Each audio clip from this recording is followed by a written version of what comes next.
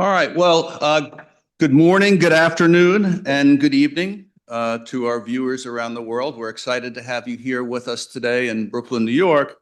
But we also have folks that will be joining us virtually from China, India, South Africa, Australia, and Europe. So we have quite an international audience. Hope you can bear with us regardless of your time zone, because we know those things can be challenging. My name is Mark Lee, and I'm an industry assistant professor in the Management of Technology group, or MOT, as we like to say, and I'm focused on the people analytics knowledge area. Now, the MOT People Analytics Group is part of the Department of Technology Management and Innovation here at NYU in the Tandon School of Engineering, and I will be acting as the co-facilitator of today's conference. And I'm looking forward to learning from all of you today. This conference has been held for 15 years, and it's always an enjoyable discussion. So I'm looking forward to the day. Now, before we proceed, I'd like to introduce Professor Hal Kaufman. Hal Kaufman is the founding organizer of this conference, which has been held annually for 15 years. And Hal will be joining us virtually this morning. So let me get Hal maximized here. Hopefully that doesn't hurt when you get maximized. So I'm going to add the pin to you, and I'm going to remove the pin from me. And Hal, you have the floor. Okay, thank you, Professor Lee. Can you hear me? Yes. Okay. I'm Emeritus Professor Hal Kaufman now, the organizer of this conference. And on behalf of the Department of Technology Management and Innovation at the NYU Tandon School of Engineering, I wish to welcome you to our 15th annual conference on human capital innovation in technology and analytics.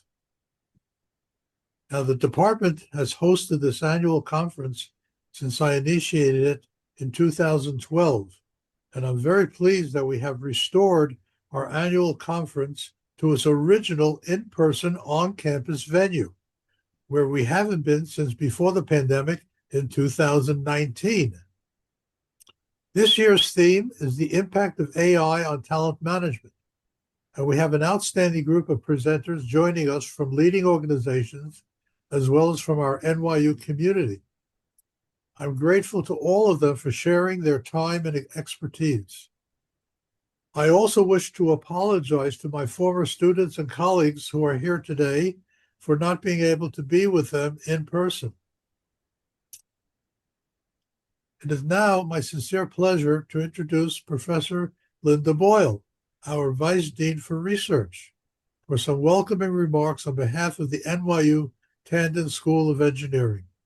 Linda, please.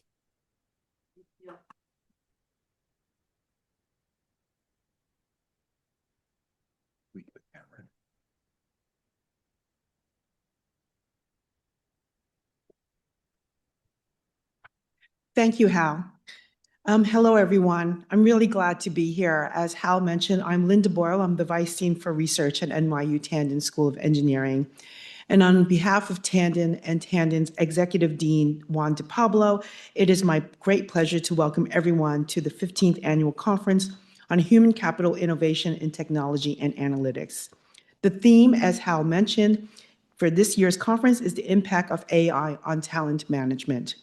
And at its very core, talent management is the full life cycle of how an organization attracts, develops, and keeps the right people. AI, of course, has become an integral part of it for every stage of talent management cycle. And that includes the workforce planning, talent acquisition, performance management, succession planning, and even retention. But of course, there's always pitfalls associated with AI if we just completely depend on it. AI tools are based on data that may reflect past biases and discrimination. And those human biases may get automated and amplified and may actually be very difficult to spot. So AI algorithms are usually modeled based on what we can measure, but some of the most valuable qualities, such as judgment, creativity, and cultural contributions, are difficult to quantify and are not always included in the models. So if everyone is also, reviewed and managed using the same model, you are optimizing for these similarities. But it is those differences that actually help provide diversity of thought. And these differences also help us with innovation. So that said, these pitfalls are not reasons to avoid AI, but to remind us that we need to be thoughtful in how we deploy and use AI. The human is going to be in the loop for some time, and human oversight is needed and a commitment to always ask the question, is this fair? And not just, does this work? Employees are very concerned that AI may replace their lives. It is therefore important for workers to feel that their employees care about their overall health and well-being. Workers should be provided a safe and supportive environment that fosters trust and inclusiveness in retaining top talent. And employers are also want to make sure that humans and AI systems are working together collaboratively and not competing for work activities. As a member of the National Academy's Board of Human Systems Integration, these ideas and all the discussions today are very core to a lot of things that we discuss. We have several webinars that are posted on the National Academy's website on human AI teaming and future of work, and they're very complementary to the themes of this workshop, of this conference. Today's program will provide some wonderful insights and visions, words of wisdoms on this. The speakers all have impressive backgrounds and come from various organizations that include Accenture, Microsoft, Prudential Financial, the Burning Glass Institute, and the Conference Board. Thank you so much for all attending. We also have several speakers and a panel of researchers from across NYU who will share their thoughts on AI tools for talent management for employers and candidates. This is my third year at NYU, and this conference and many things like this are integral to part of NYU, and I'm always so impressed by all the researchers and collaborators that we have in this important area. This conference, to me, is a great example of our commitment to continually connect with industry and academia together to identify new directions for the future of work and looking at talent management and AI. So I'd like to thank our professional society sponsors, Tech SHRM and IHRIM, to the Technology Management and Innovation Group, and Hal Kaufman for giving me the opportunity to welcome all of you to this great event. Thank you so much for your participation and attendance. I hope all of you have a great time. Thank you. Thank you. Thank you so much, Professor Linda Boyle, for your welcoming remarks. And I'm going to turn the floor over to our co-facilitator and master of ceremonies for the day, that's Professor Mark Lee. Professor Lee? Thank you, Hal. Excuse me for 1 minute while I make some adjustments on the podium here. And then I'm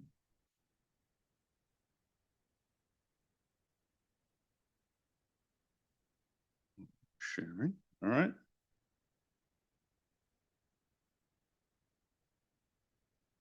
Okay. As we mentioned, the theme of today's conference is the impact of AI on talent management. And our presentations are going to be examining how artificial intelligence is fundamentally reshaping the field of talent management, from how organizations attract, develop, and retain talent, and to how employees and candidates navigate an AI-driven market. Now, if I can just get my slides to work, and I will be ready to rock and roll. All right.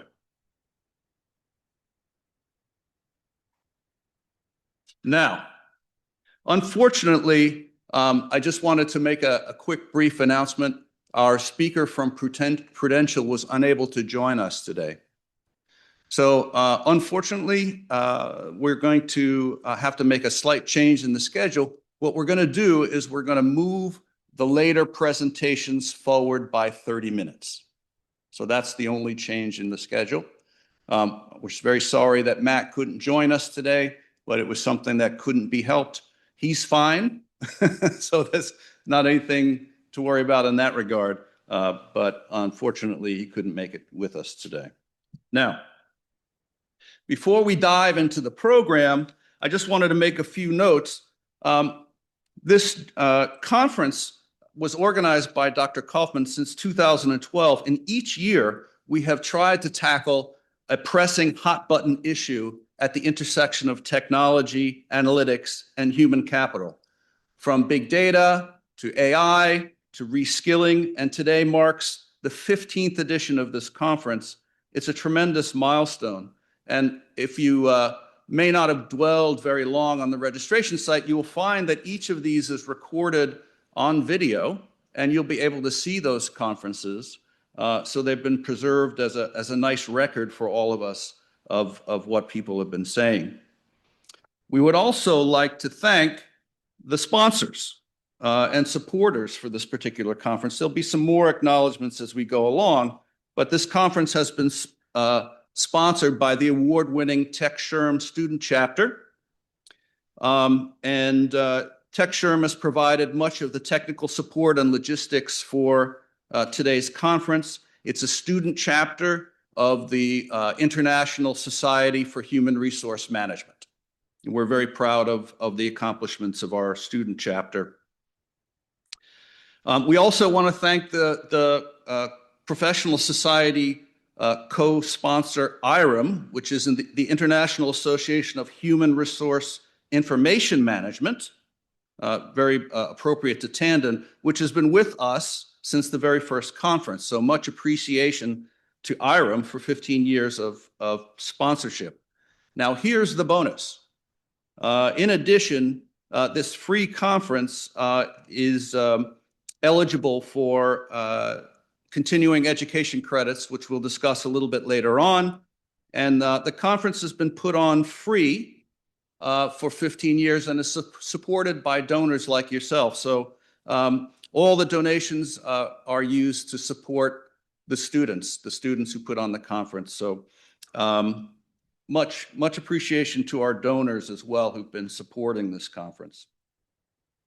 Now, if you have a continuing education requirement for your human resource credential, you'll be able to get 4 hours from the HRIP credit system.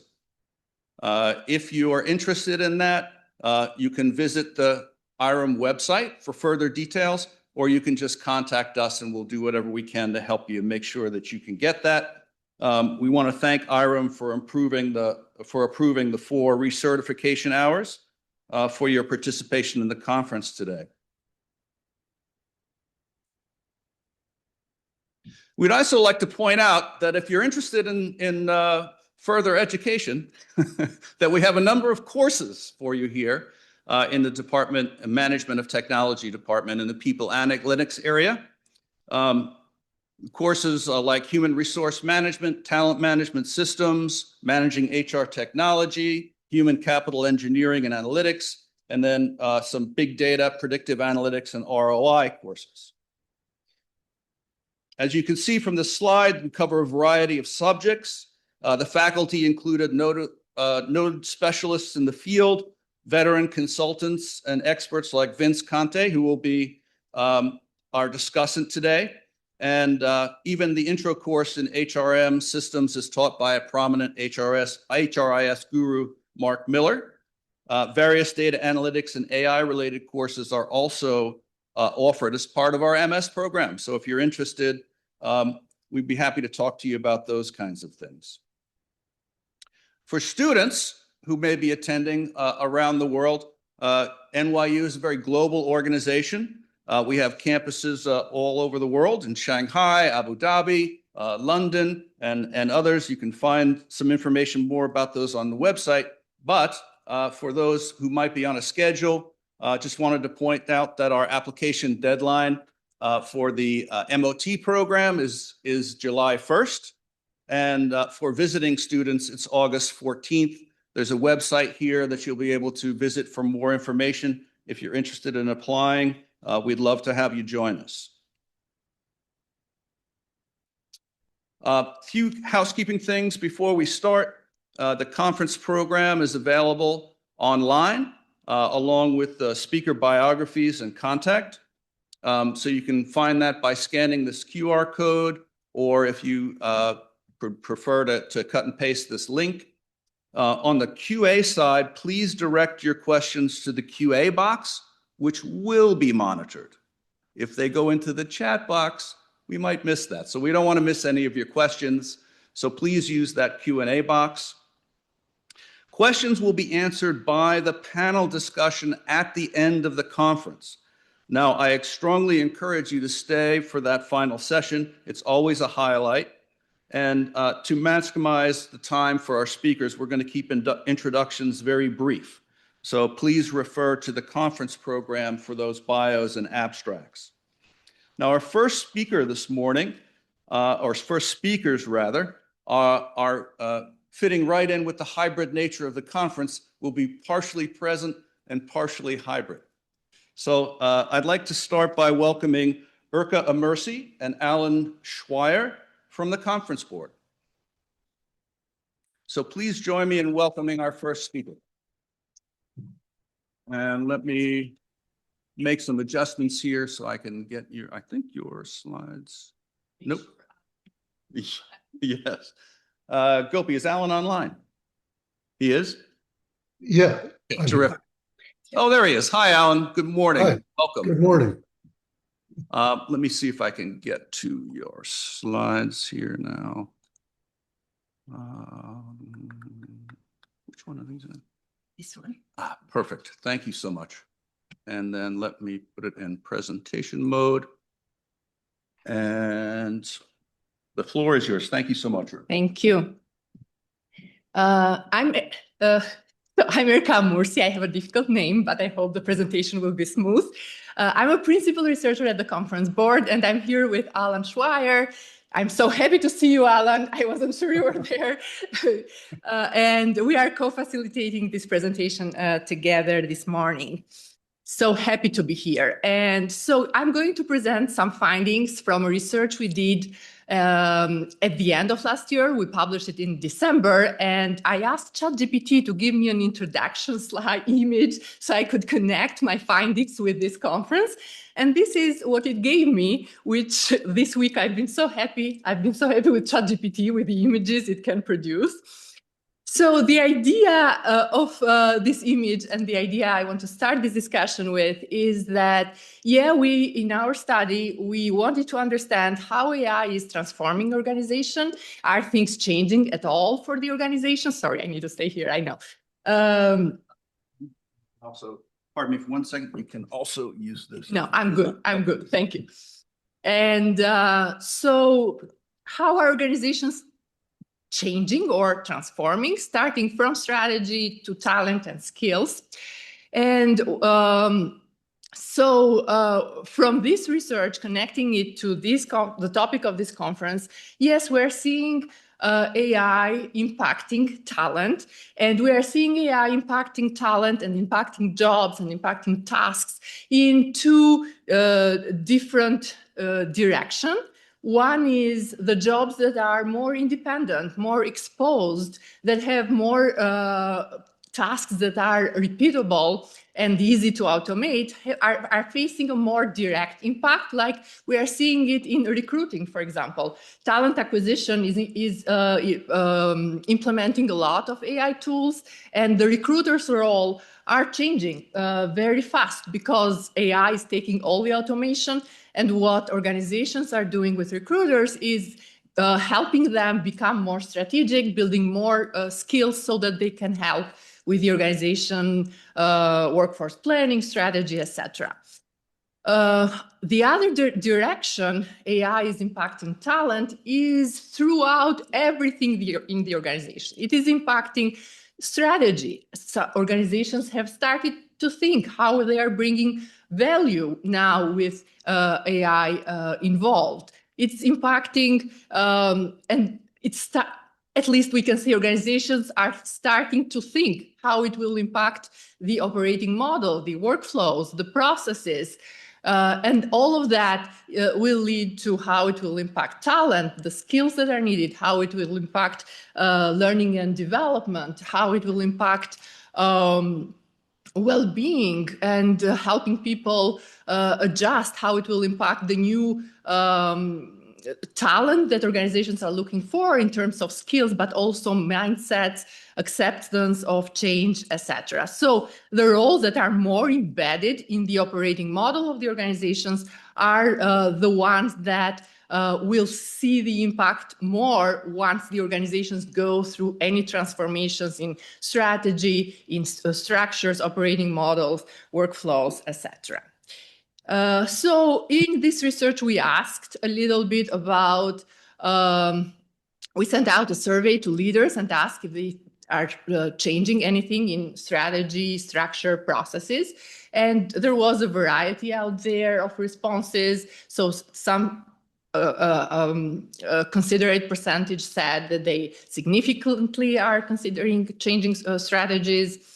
And then you have moderated slides, yes, slightly, etc. But this is an exploratory kind of study where we just wanted to understand a little bit where the direction was going, how things were moving. And then we conducted some deep interviews with leaders and consultants involved. And we realized that, yes, organizations are thinking about strategy, but it is challenging. There were leaders we interviewed that said, yes, we have a new strategy about AI. And what is it? It's AI first. What does it mean? It means we need to use AI. And that was how concrete the change on strategy was. But we heard a lot of concerns from leaders regarding the need for a strategy now that AI is going deeper and deeper into the organizations. And the concern about how this strategy is going to be built, because you need direction from the top, but this strategy will need a lot of ideas and feedback from the bottom. So it will be a continuous transformation with AI. It's not a one-time thing that will need a continuous collaboration with the teams down, but also with the top that is thinking strategically about all of this. And yes, we heard from the leaders that they have started thinking about the value they are bringing. They are analyzing jobs and tasks, what can be automated, what cannot. But they are also starting to think how they can get more value from AI, not only with automation of tasks, but more importantly, understanding workflows, how they will change, understanding the operating model, if the benefit, because there is the thought that the benefits are higher if you consider operating models.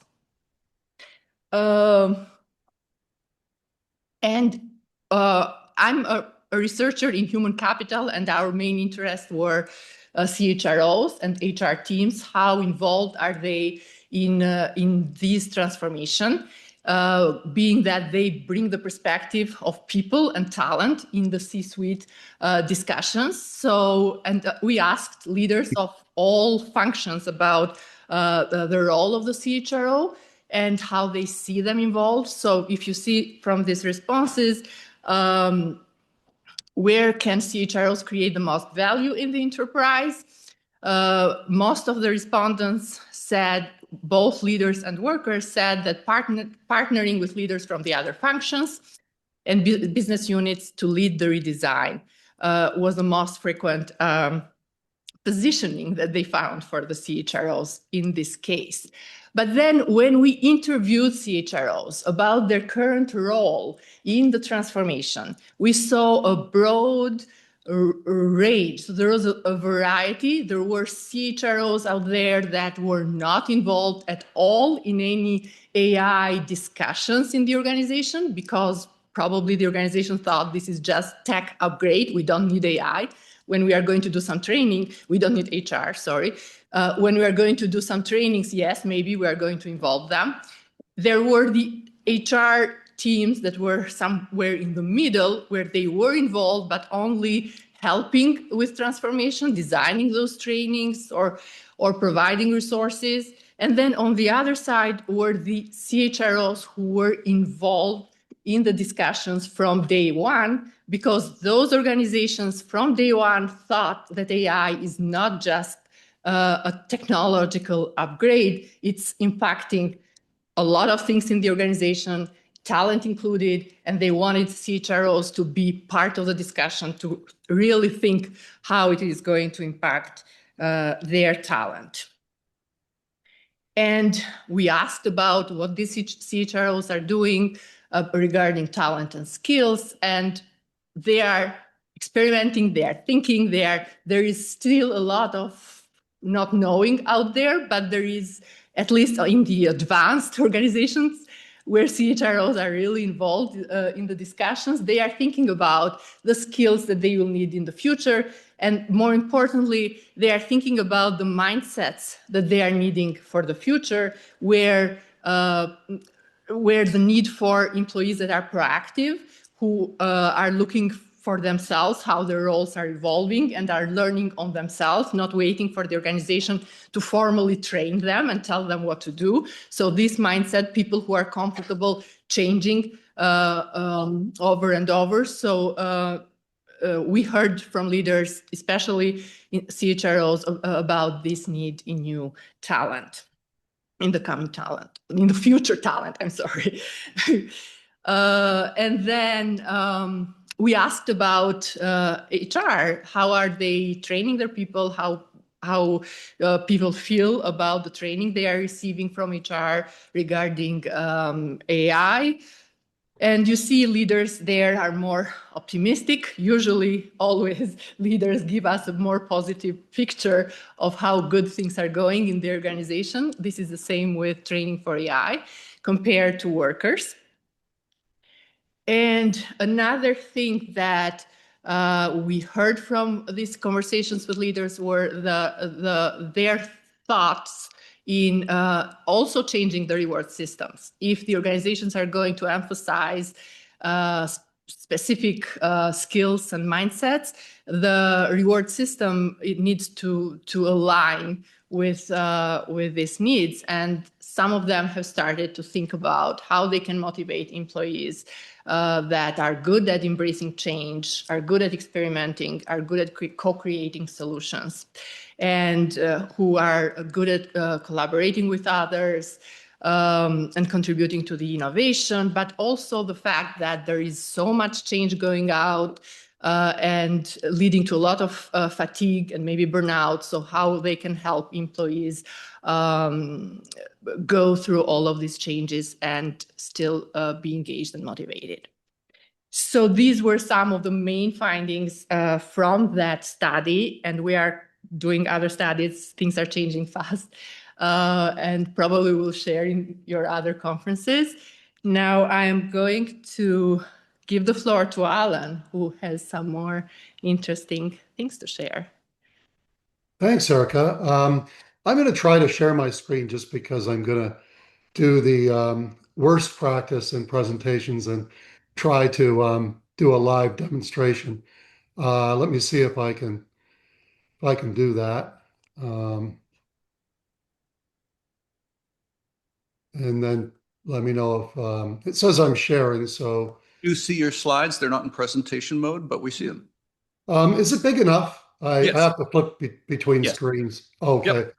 All right, great. Well, yeah, so, I'm building off of the research that Erica mentioned that we've done in the conference board. I want to touch on three things that, Erica mentioned too, that, what is the impact of AI in talent management? Well, it's going to rapidly change the jobs within talent management. And I think Erica touched on that in her presentation. It also, number two, presents an urgent need to do the same across the workforce. So to redesign work in the era of AI. And third, that this is, and you see on this slide, that this is really more of a cultural change type exercise, even than it is a technology change. At least in respect of how difficult the transformation will be. SHRM put out a report that only 1 in 4 HR professionals lead AI implementation, or Erica talked about how, less than a majority, far less than a majority, are even strategically involved. Well, they need to be, because this is not primarily a technology challenge. It's primarily a change challenge, and that's because the implications are so profound. McKinsey also talked about this, spending $5 on the change piece of this for every dollar. So the bottleneck, it's not really the tech, it's going to be the human transformation. And I'd like to demonstrate this for you if I can. The idea here is that we already know that in competitive coding, AI is in the top 0.2% of all human coders. It beats 99.8% of humans in competitions. That doesn't mean, in real life it's 99.8. It's around 80 to 85 right now and getting better. But the quality of Claude Code and GPT Codex and others is impressive to the degree that a lot of coders say they do about 95% of their work in it now. What is the implication for talent management? If I can run this, and I don't know if you can see it because it's not showing up in green, but maybe if you can't see it, I can do something here. I can stop sharing and then come back and reshare and hope.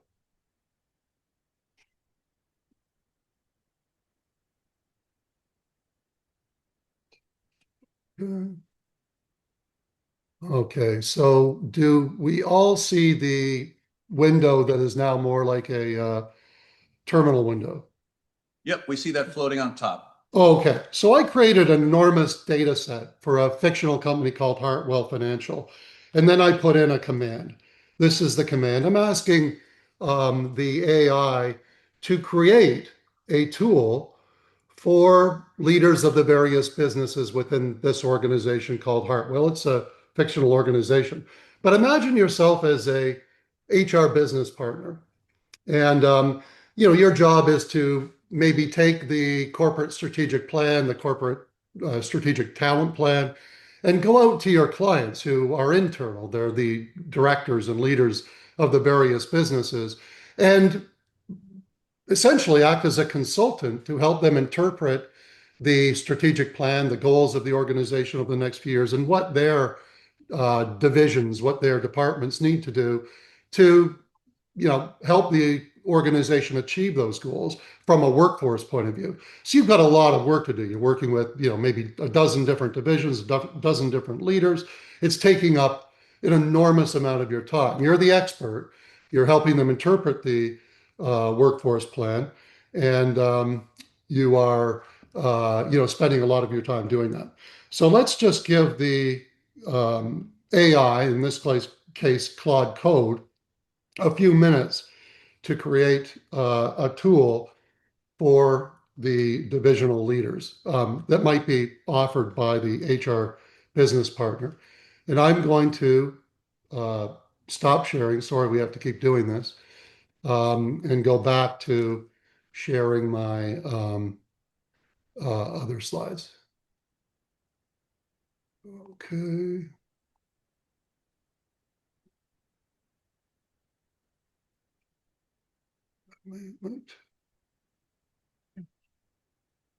Are you seeing the slides yet? Not yet. now. Not yet? Okay, let me do it again.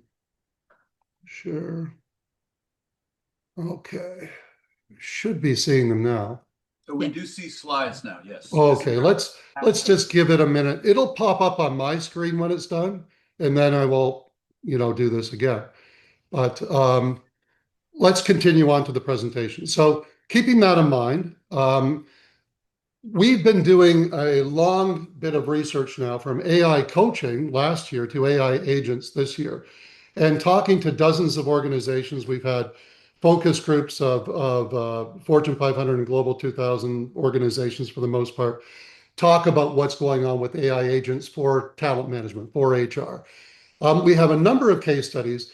One of the more impressive in demonstrating the capabilities of AI agents right now is around exit interviews.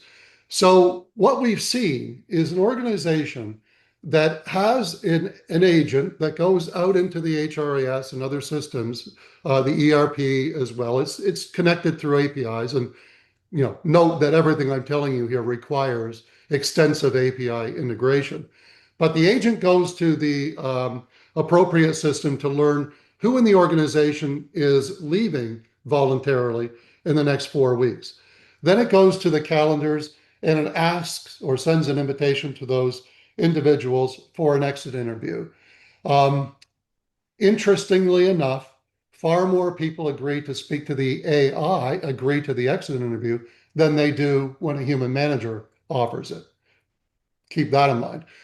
Then the AI actually conducts the interview using human natural voice technology in a natural conversation that many of you have certainly tried with GPT, Claude, and others. Then it takes the transcript or recording of that exit interview and can compare it to 1,000 other exit interviews if it wants to, or any human capital, talent management, HR information it wants to, and look for patterns, look for insights. And then it can share those insights from that exit interview with a human manager. A to Z, it conducts the exit interviews. It gets a far greater subscription rate, people who agree to be interviewed. The only question is who does the follow-up interview 6 months to try to re-recruit them. And in that case, very likely a human is more appropriate. But this is the scope of an autonomous agent already. And as we all know, it gets better by the week. So what does that do to the job of a person who used to be doing the exit interviews? That's the question. We think, and we're convinced as far as you can be, because nobody knows where all of this is going. But looking at all the data on numbers of jobs that are being replaced by AI and the types of work that's being created because of AI, we believe that it's not going to have the mass layoff effect, at least in the short term. But that organizations, as I mentioned earlier, urgently need to start thinking about work, breaking it down into skills and tasks, and then trying to figure out who does what. But you need to start with the amplification rather than the pure automation. You can only do that if you've looked at the work in the organization and broken it down that way. And then you start to work on how do you upskill people? How do you get people working with AI to make AI better and make humans better? This is a job for HR. And this is why I come back to the research that Erica shared. Human resource leaders, talent management executives need to be at the table because this is a cultural change. This is a work redesign change. I don't know, some of you, I'd love to hear from you, whether we still have to go through the whole skills taxonomy thing where we, spend a couple of years trying to really break down every bit of work in the organization into a skills taxonomy and reinvent ourselves that way. AI might do that for us, depending on how advanced we are. But no matter what we do, you are going to have to think about workforce planning a little differently now. So yeah, you take the strategic workforce plan, you turn that into a strategic workforce planning document, but then you have to think about what can AI and agents do all on their own.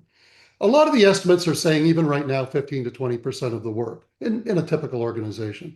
But AI plus human is the vast majority of the work. And there is still some left for humans. This is going to change depending on the organization, obviously. So it's a big job for the experts in the organizations, which are the talent management, human resources people.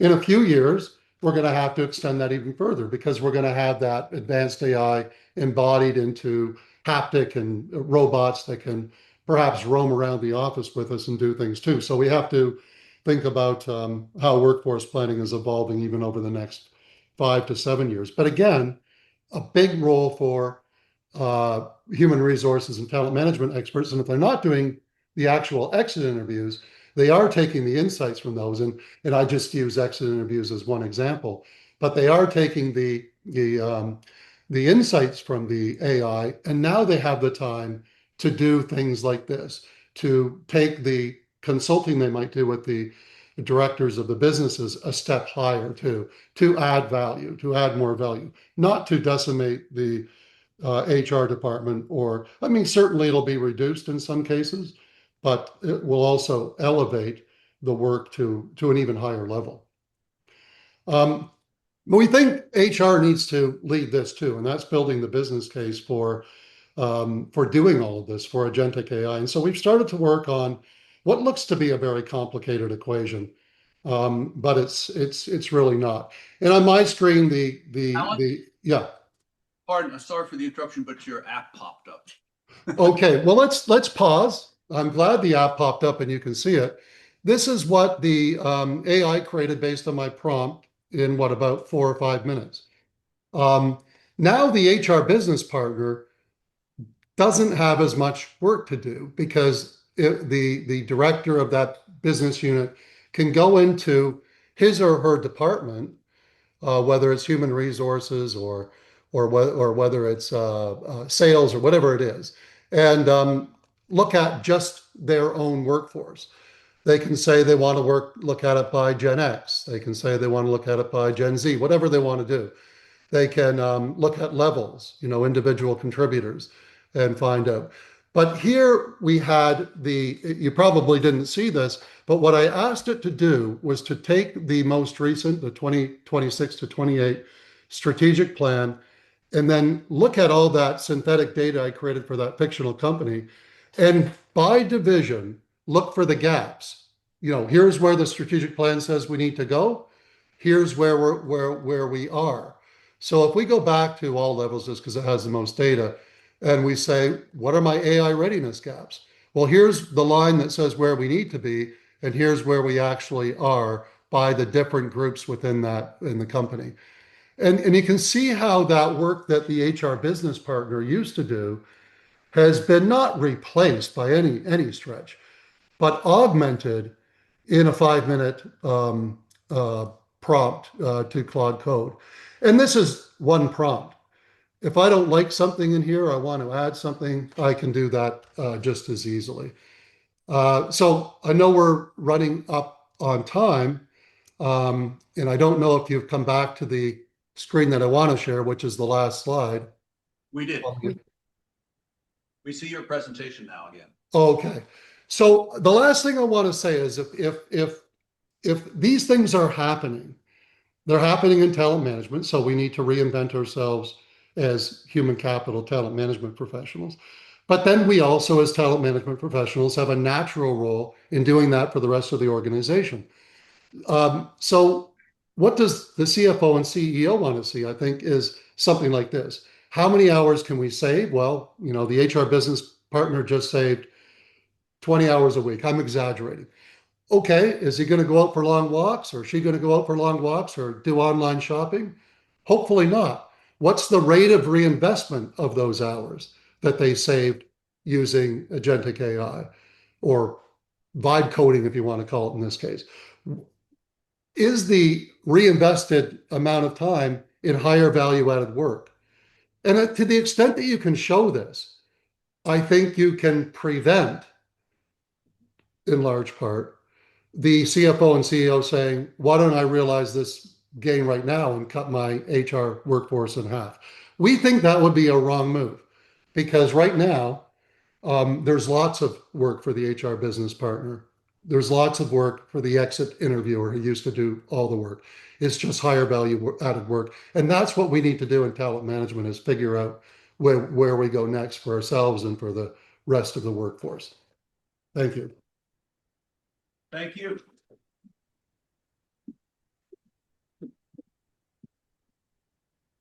Thank you so much, Alan and Urka. I'm grateful that AI hasn't figured out how to switch the slides yet, so I still have a job. Next, I want to welcome Gad Lebanon from the Burning Glass Institute. As soon as I can find his presentation. There we go. And thank you very much. We're delighted you're here today, and we're also delighted to also have you as an adjunct. You have the floor, sir.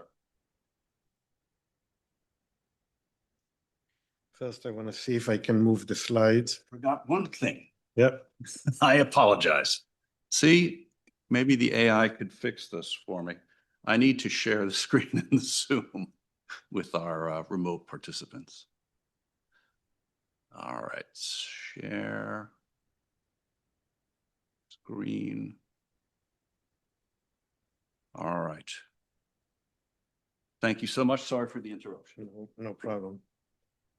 Hi everyone, I'm Gad Lebanon, and I am at the from the Burning Glass Institute. I was before that. I worked for many years with at the conference board. So I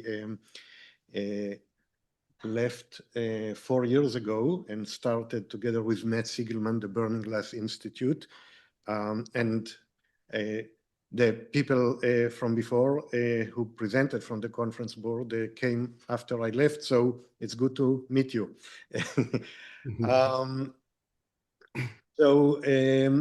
going to talk about the impact of AI. I'm an economist. I'm the chief economist there, and I'm going to give you a bit of a kind of a big picture perspective on the impact of AI. I'm going to start with one of the way we learn a lot about how AI is impacting the labor market and the economy is through the creation of AI use cases taxonomy from job postings. So why job postings? So, you know, in many job postings, not all, but in addition to telling you what they want from the candidate, in many of them, they also tell you what the job is about, what is the person is going to do in the job. So through that lens, even though job postings is a labor market data set, it actually provides a unique view into kind of the business case. What is the company actually trying to accomplish with AI? So we have access to hundreds of millions of job ads in the US for over many years. And through them, we are able to create a taxonomy of AI use cases. We use a large language model to classify, to create a taxonomy and then classify those many job ads into them. And we can see how they are spreading over time. So at the moment, there are two levels of taxonomy. You see here both the upper level, kind of the top level, and in the case of AI in healthcare, we see that there is another layer of more specific AI use cases underneath. And I'm gonna, those are the higher level clusters, and you see, it's a combination of functions within the organization and industries that have specific AI use cases. I'll give you a second to take a look at that. And here is an example of what % of companies within each industry have an AI use case. So you see that this was about a year ago, this chart, but you see there are obvious, some industries are much more likely to have an AI use case than others. And we can also track which industries are growing very rapidly. So we are now in a university here, so I can just tell you that one of the fastest growing users of AI are education institutions, especially universities. There is a very rapid growth, not just in teaching, but also in administration, admissions, a lot of functions within a university. So this is just to give you a sense of how it's possible to track AI use cases and to see the very rapid growth that we are seeing and in which types of which types of AI use cases. I also want to talk a little about, as an economist, about what my view is about the impact of AI on the economy. So So one thing is it has, and maybe I'll move to the next slide. It is already having a very big impact. There is a debate. First of all, is AI a big deal or not? I certainly think it's a very big deal in terms of its abilities. Is it only going to impact jobs in the future or already impacting jobs? There is also a big debate about that. And I'm on the camp that says it already having an impact on jobs. And one, this chart looks at real GDP and employment for several industries. So that's finance, insurance, information, and professional and business services. So that includes most of tech, consulting, and finance. Those are the industries where a lot of young college grads are going into a big employers of people with a bachelor degree. And if you look at those two lines, for decades, they've been moving together during expansions. Both employment and real GDP in those industries kept going up. But in recent years, there's been a divergence. GDP has actually accelerated, grew very rapidly in recent years. That's the blue line. Is there a pointer here? Yeah. Yeah, you see here? The blue line kept growing, but employment for the last 2-3 years has been declining to flat. That never happened before. And I do believe that especially those industries are especially exposed to AI, the jobs in those industries. So I believe AI is already having an impact on those industries, not just those, others as well, but especially those we are already seeing an impact on jobs. If you see GDP goes up and employment goes down, that means that the concept of labor productivity is playing a role here. And so this is labor productivity is how much output you produce per 1 hour of work. And you see here, that's a measure for the entire non-farm business sector. And I'm looking here at a 2-year growth rate. It's already, you see this level here, it's over 2%. In the decade before the pandemic, it was much lower. We are already seeing a significant acceleration. And now, this is, I'm kind of looking at the 6-year growth rate here, and I'm separating between those industries that I showed before, what I called FIIPB, a very sexy name. So here the orange line is showing the productivity growth in the FIIPB, and the blue line is showing the productivity growth in all other industries. And you see a clear divergence. Before the pandemic, they were kind of low for a while, and then the FIIPB accelerated, whereas the rest of the economy stayed flat. Another indication that there is something probably structural. This is a 6-year growth rate. It's not just 1 or 2 years. So in the industries that you'd expect technology to have a bigger impact, especially in the automation of office jobs, you see a clear pickup, and in the rest, you don't.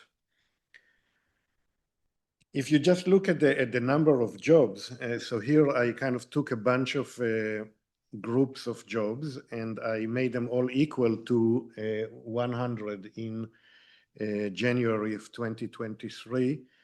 And you see kind of the evolution of the employment in those industries. So this is the FIIPB. There's another group that is kind of shrinking, and that's trade and transportation.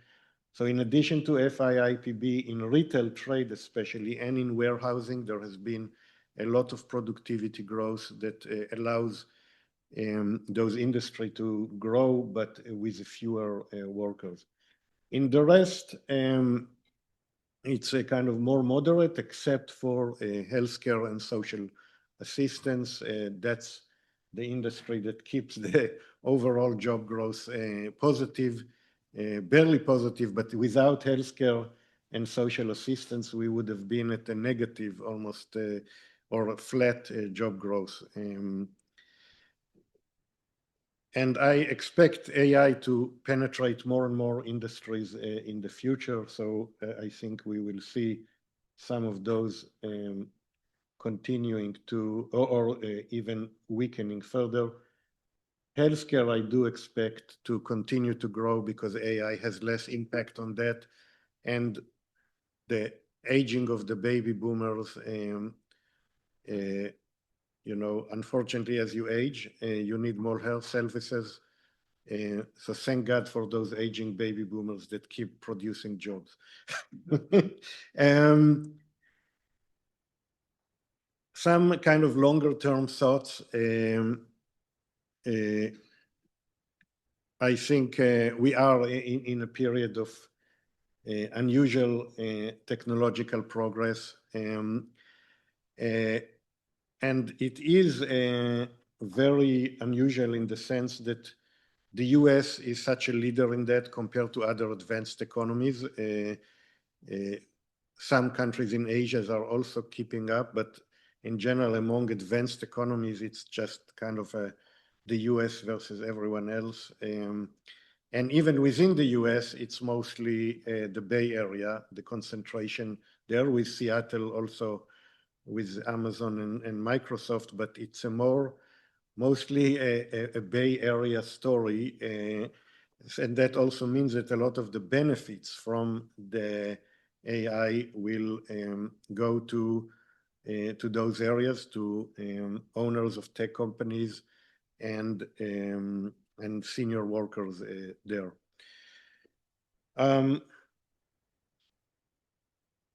I think it will have a big impact on inequality. First of all, the labor share in the economy will shrink. It's already shrinking. It will continue to shrink. Within that, I think white-collar workers may face more downside because that's where AI is having most of the impact, at least I think in the next 5-10 years. AI is also coming for manual labor, but that will take longer. And that means that we will see kind of more, perhaps a glut of college grads, and I'm going to get to that in a minute.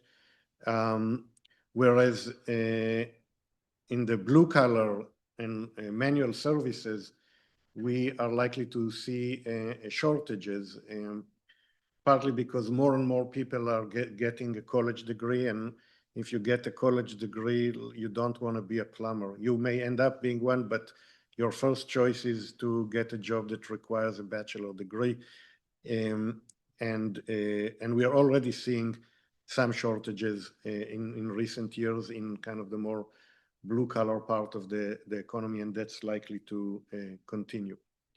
Now, I see kind of the faces are getting more and more depressed every slide that I move. So I also want to mention that there are going to be a lot of jobs created because of AI. So we are not going to have a high unemployment rate from now until the end of times, because there are always a creation of jobs. And I wanted to mention 6 channels in which I think there will be some job creation in the coming years. So one is the AI infrastructure build out. To get to this AI world, we need to build a lot of things, data centers, and to get the data centers and all the compute power, we need a lot of construction, we need a lot of energy, we need a lot of cooling. So there will be we are already in the midst of a unprecedented AI infrastructure build out that will create many jobs, many of them in blue-collar labor.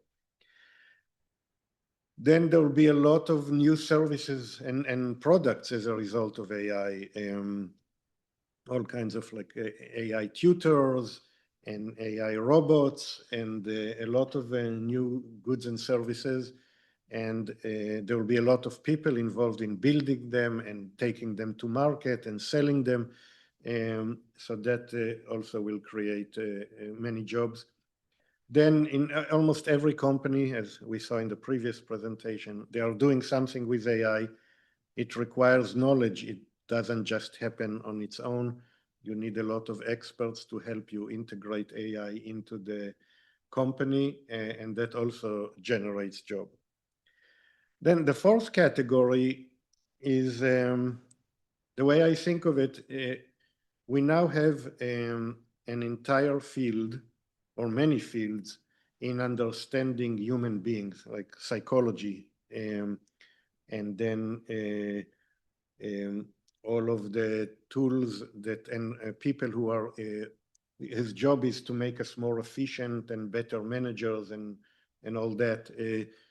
I think there will be a parallel field that will do that for large language models. It's a big machine. Nobody understands how it's working entirely, and there's already beginning to be a field of understanding large language models, how to better use them, how to monitor them, how to make sure they're safe. There'll be many, many jobs created in that. And finally, when AI makes us more productive, prices go down, we have more money to spend on other things, and that by itself will create jobs, and especially jobs that serve the wealthy. I mentioned earlier the benefits of AI will go more to rich people than to the rest of us, unless one of you is richer, I'm not sure. Anyways, I think it will increase inequality, and so kind of luxury item, better, more tutors, second homes, more fancy vacations, things like that. That's where going to grow faster than most other consumption categories and create a lot of jobs there. I know that many of you are students here. My daughter is a senior in college, so I empathize with your situation. She is graduating next month and she still doesn't have a job. So, and it is a tough labor market out there. Anyone who tells you otherwise, not to worry, I think they are wrong. You should worry a little, not despair, but it is true that AI is replacing some of the entry-level positions. And as a result, we are seeing unemployment rate for young people growing. So what I have here, I look at the unemployment rate for people with a BA, only a BA, not an advanced degree, but just a BA, and by different age groups. And each line here is not the unemployment rate, but the percentile of unemployment rate. So compared to its history, how high is the unemployment rate for each group? And we are seeing here that for like older people with a BA, it's going up everywhere, but for some of the older groups, 35 and above, the unemployment rate is not unusually high compared to history. But when you go to 25 to 34 or under 25, it's a quite unusual unemployment rate, especially given that for the rest of the economy at 4.3%, the unemployment rate is historically low. So there's definitely something unusual for young college grads. Now, I don't want to just blame AI for that. There is also educational trends. So this is the working age population, and I divided it to people with a college degree, with a bachelor degree, and which is the orange bars, and the blue bars are people without a bachelor degree. And I'm also forecasting it into the future. So you see a big increase in the number of people with a college degree and a big decline in the number of people without a college degree. It could be the decline here has been so strong that it's running faster than the demand, the number of jobs that actually require a college degree. There's no law of the universe that says that those two have to be in balance, the supply and demand. And it is possible that we are now at a point where we generated more college grads than the economy needs. So that could also, so the combination of that, perhaps we generate too many college grads for the labor market. And by the way, I'm not saying we have too many college grads in the US. Having a college degree could help your life, even if you are not using it at your job. I think in general, we want to be living in an educated society. But in terms of the demand for jobs that require demand for workers that need to have a college degree, we may have too much. And on top of that, we have now the AI that eliminates many of the new entry level positions. So here I look at, if you look at the right-hand side, I look at just now the young part of the population, people under the age of 35. And I look at within this group at the percentile unemployment rate by education level. So, oops. So you see, again, if you are in this, if you're a young person who has just a high school degree or even less than a high school and to some degree associate degrees, you're in actually a pretty good position. For some of them, it's a historically low unemployment rate. But if you go to BA only or people with even advanced degree, they now have a more unusual unemployment rate. And the master's degree is within the advanced, the jump here is mostly in master's. Professionals and PhD, the situation is not that bad, but for master's degree, there was a very big jump. Now, where within that, like not all young college grads are suffering equally. So again, here I'm looking, when maybe one of the students can go disconnect them from the electricity. Yeah. Anyway, this is a job. If you can't find another job, you can help society with this. Anyway, so I broke it down into 4 groups of occupations, and we see that the real strugglers are people with a STEM degree, especially tech, computer science, and they have a very difficult time finding a job right now. On the other hand, people who are kind of in health, education, social services, those, a lot of them are hired by the government or by non-for-profits that don't have kind of the less of a cutthroat mentality in trying to reduce costs to have higher profits. So there, you see the green line is very different than the rest. There is no like obvious upward trend. Management is also a little lower. If at that age group you're already a manager, you're probably safer than most. But in general, you see a very high increase.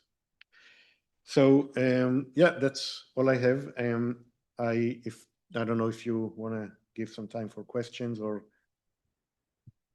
At the time now, we've been doing the questions mostly at the end. Oh, But okay. we have a little bit of time now if someone would like to ask a question. And I apologize for the noise. Being an engineering school, there's always somebody building something. And also it's a beautiful day and we have our research out on the quad. So they're assembling some of the things for that. So apologize for the noise. No problem. But hopefully it wasn't too distracting. This data is absolutely fascinating. And you put it together so nicely. So I appreciate that.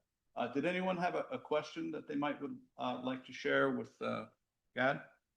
Yeah, hang 1 second. Let me get you Microphone, because we'd like our remote participants to hear the question. I'm just being curious, like after the 2020, I know it's because of like pandemic or something like that, but during the time between like 2008 to 2014, is there a particular reason the unemployment rate is so high? 2008 to like 2012. It's called the financial crisis. It was the biggest recession since the Great Depression. And you're lucky that you were not in the labor market then. It was a hell of a time. Completely agree. I remember that one well. Any other thing briefly, or we've got to move on. We have a pretty tight schedule. All right. Thank you so much, Gad. Fascinating. Fascinating.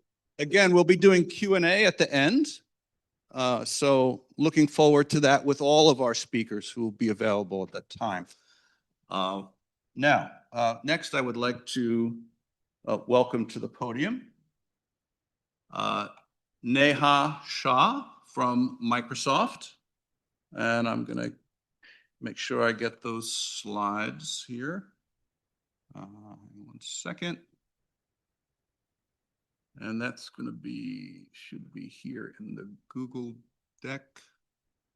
All right. Oh, did you put that out in PowerPoint? Yeah, mine is not in the Google deck. There you go. All right. I love the colors too, by the way, very, very bright. And I'm going to put that in presentation mode for you. Shucks. Thanks. You want me to stay back here, right? Yes. Okay. Perfect. Thank you. So I'm super excited to be here today. Thank you for the invitation, and thanks for all the speakers so far. I've been fascinated by all of the data that's been coming through. I'm unfortunately not showing data in my talk today. I'm talking more about how Microsoft is going through this transformation from the workforce perspective. So I sit in the Office of Workforce Transformation. My role is primarily focused on research and thinking about how we will evolve Microsoft as this gigantic enterprise to the future, and how we will evolve work with AI. And so a lot of what I'm talking about is coming from that perspective today. Just for a little bit of background, I did some R&D at Microsoft in prior to joining this particular team, and was on the faculty of Rutgers Business School for a little short of a decade. My expertise is actually social networks in the workplace, but that's evolved over time to think about how we think about collaboration, and now especially collaboration with AI and processes and how they work. All right, so as we are going through this evolution, we're thinking of ourselves as a frontier firm, and thinking about how do we evolve to be both AI-powered and human-led. And in doing that, we've identified a few sort of core goals that we're seeking toward. One is to enrich employee experiences, which is certainly in line with the discussion here today. 2 is to reinvent customer engagement and making sure we are meeting and exceeding the needs of our customers. Shaping our business processes, and how do we evolve our business processes to work in a way that takes into account AI, not only to improve what we have existing, but to add capabilities to do things that we hadn't been able to do before. And then how do we bend the curve on innovation? Certainly as a tech player and one of the largest, innovation is always in our purview. So as we're doing this, we've sort of organized in a way that is a little bit different from the way that some of the others have organized. And I really was interested in Erica's discussion today about how HR is fitting with these other teams. So we don't, this AI transformation office is not sitting within HR, which is unusual, I think, for some companies. We've seen these transformation offices sometimes sitting in HR, sometimes sitting in IT, and we're wholly distinct. So we are an extension of the Office of the CEO. Our transformation office includes 3 arms. One is continuous improvement, one is workforce transformation, and one is strategy across the enterprise. And so with that, we have these priorities in mind, thinking about how are we going to evolve the entire enterprise with that in mind. And so to do that, we've identified a few enablers. One are, of course, people. And how will we ensure that humans stay in the loop and help to provide the capabilities that we have now and the ones that we'll need as we move forward? How will technology enable this? And how do we keep pace with evolving technology as an organization? How can we measure and ensure that we are measuring processes? And I'll talk about this in a moment, about the difficulty. And how can we develop a playbook both for our businesses within our organization, as well as other customers who have been turning to us to say, what is Microsoft doing? What are some ideas of what we should do, what we should be doing? How should we be evolving? As we've been going through this process, I've been with this team for about a year now, we've identified that as we all know, that we need this really tight coordination between people, process, and technology, which I think is inherent in all of us that sort of study this. But I think today, even being at an engineering school and having this focus beyond, having a talk being focused on CHROs is such an interesting dichotomy that has evolved over time. We've also been seeing, I was recently at a CXO summit, and usually with Microsoft, these CXO summits tend to be CIOs, right? Chief Information Officers, because they're buying our technology. Recently, we've been seeing HR kind of coming into that in a much larger proportion than we'd ever seen it before. In some companies, we saw the HR and IT roles coming together. Some we saw the HR leaders coming independently, and some IT leaders coming independently. So we can see this evolution and this partnership that you were describing earlier, Erica, here, as well as sort of as we are thinking about how do we move the enterprise and how do we move the organization to include AI in our work. We've also found that this is not an easy problem to solve. So on the technology side, the data needs to be AI ready. For many companies, including our own, this is not always the case. We have these very large and sluggish legacy code bases that we are working with. On the process side, knowledge work is notoriously difficult to measure. And then to move in to say, all right, well, how can we identify what we should automate, where we should automate, what we should augment, and how? A lot of times in my previous role, I was working thinking about how do we identify the ROI of AI. And as I was working with executives in that particular role, a lot of time, as we had a dashboard that said, okay, well, this is about how you're using Copilot. Now let's put in the outcomes that you're interested in. A lot of times the questions we would get would be, well, what outcomes should we be putting in? And we're like, well, that should be coming from you all, right? You should think about the outcomes that you're putting in. But knowledge work for so long has not been measured in that way. And so that's really difficult to move forward there. And then, of course, on the people side, as somebody else had said earlier today, that is going to be the most difficult to move forward because despite technology moving at incredibly fast paces, people don't move at that fast of a pace and certainly don't evolve at that fast of a pace. So helping people to evolve is going to be quite difficult. So as we put these things together, we can see that this transformation, this evolution isn't going to move as fast as certainly we would all like. So how exactly do we go about doing it? So first is identifying what are those outcomes that matter and figuring out what it is for each different part of the business. For some parts of the business, speed and quality might be more important. For others, productivity and cost might be more important. And identifying how can we think about those working independently, but also working hand in hand in some other parts of our business. So that's sort of step one as the key one. Then as we started to think through what's actually happening, somebody else earlier talked about this sort of top-down and bottoms-up approach. We started taking this bottoms-up approach to say, what are all of the ways that the businesses across Microsoft are evolving? And we've now got something like 100 case studies. And that's led us to identifying 3 sort of big buckets of recipes of how teams are evolving as they work with AI.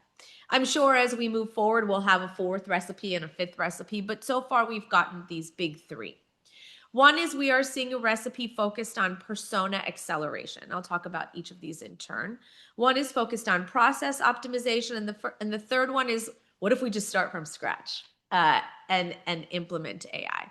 So what we've done is created a playbook that we've shared publicly. If you can take a picture of it, if you're interested in it, it's on our marketing website. And you can kind of get a sense of what are the ways that we've identified the changes to be occurring across our company.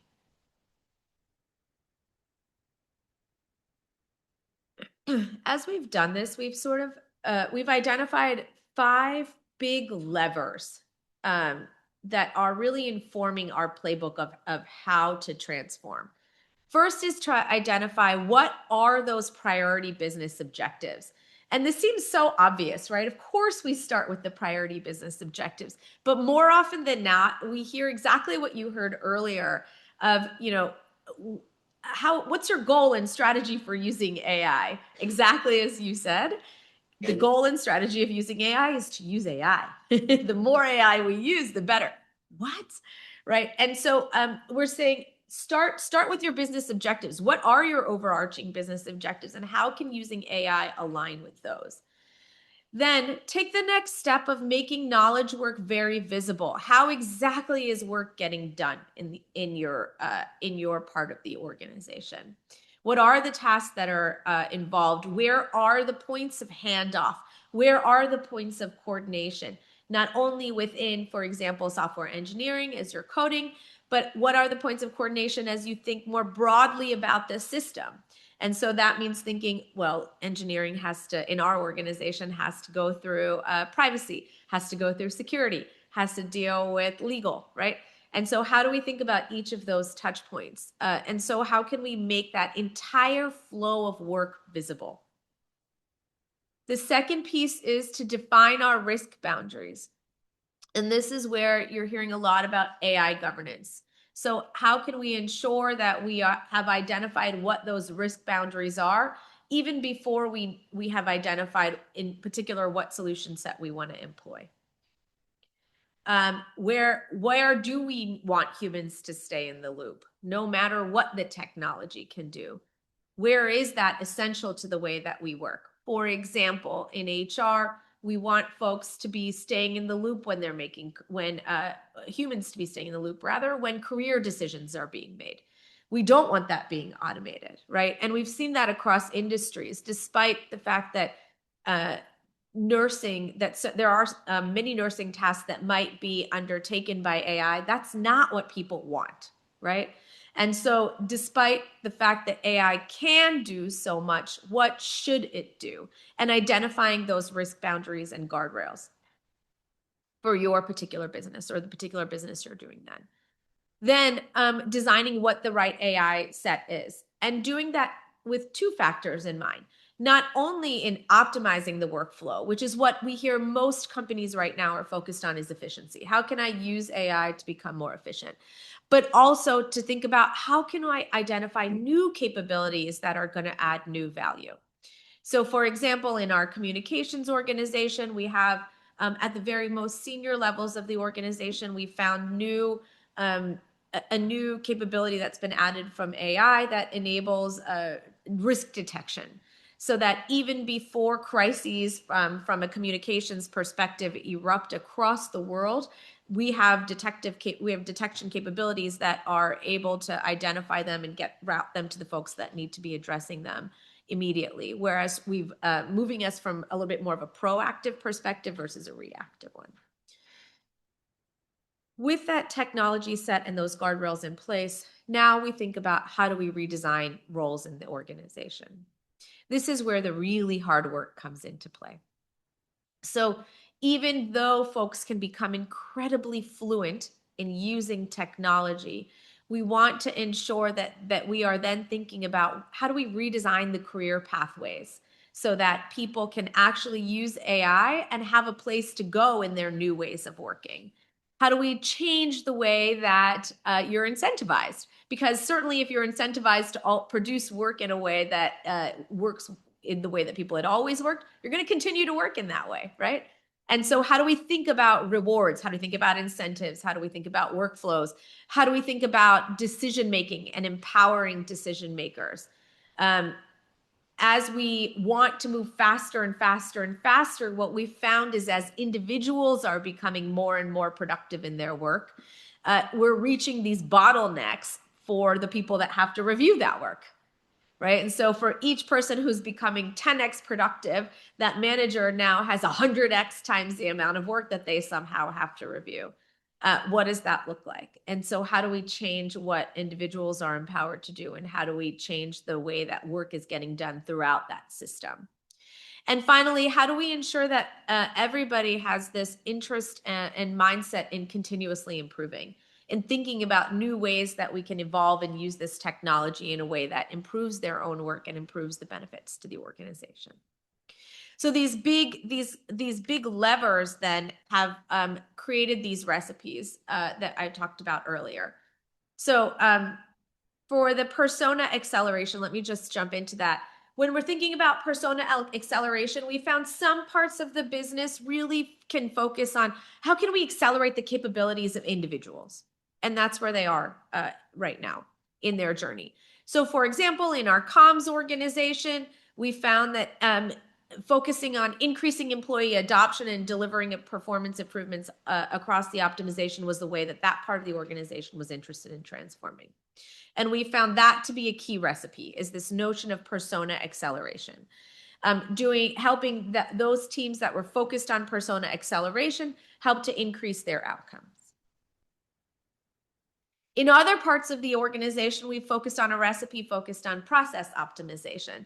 So identifying what are those key processes that really matter for that part of the organization, and how do we drive impact around them? More often than not, this is one of the hardest things to do, is to say, what are the processes that really matter to us? We've got a lot of work going on in our organization. What are the processes that are really driving the outcomes that matter for this organization? We did this in finance, identified what those particular processes were, and then drove projects that were focused on driving impacts in that area. Sorry, I have been attacked by allergies the last couple of weeks. It's been horrible. The one of the downfalls of moving out of the city, I think. Yeah. The third piece, and then the third recipe that we've seen our teams changing is through this AI first possibility. So we actually have this fantastic program called Camp Air that is working with engineering teams and product development teams to say, how do we fully change everything? So we take these folks offline for 3 weeks and we say, all right, what if we had to start everything from the beginning? We'll spend the first week focused on AI fluency. And in there, we found that mindset shifting was the most important thing we had to do, which seems incredible. When I heard this the first time, I thought, Microsoft software engineers, we don't have to work on AI mindset shifting. We do, right? And so we had to help them think about how can using AI not just replace the things that you're doing, but make the way that you're working better? How can it make the things that you enjoy about your work better?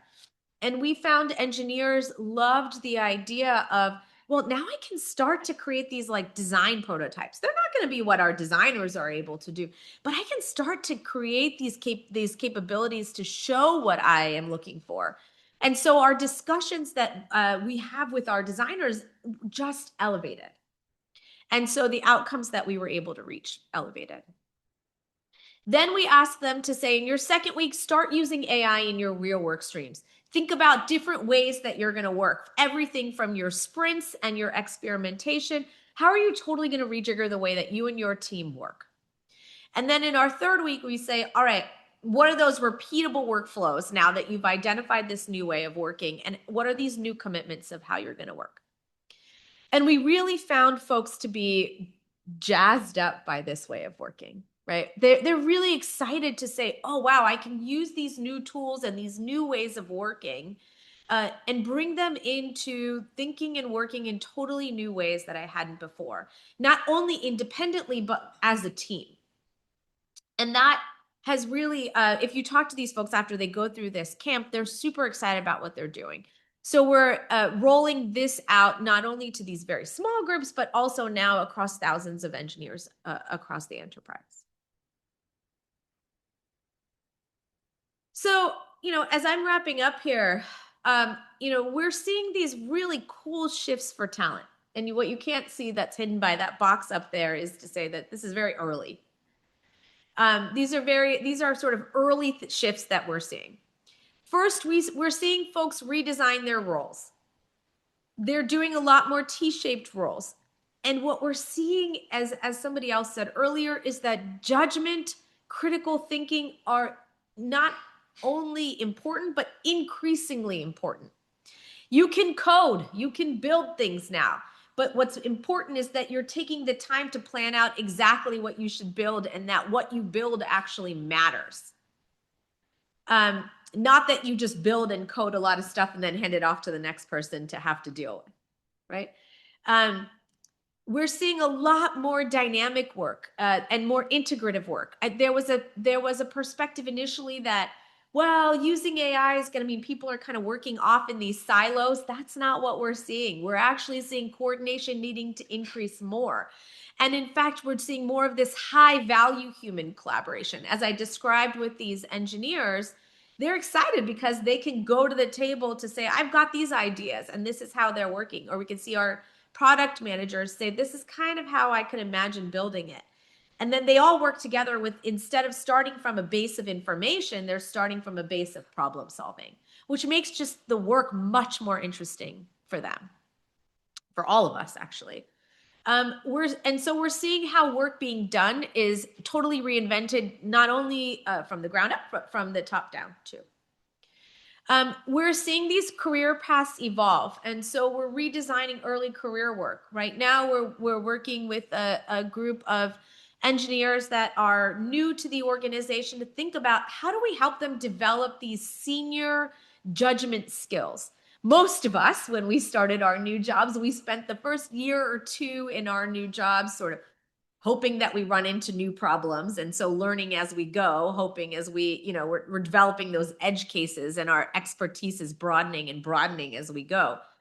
It was all sort of by luck for most of us. My first job was strategy consulting. And so that was like, you see the new cases as you go out, right? By the end of your third year, you've kind of got a decent base. We don't have that time anymore.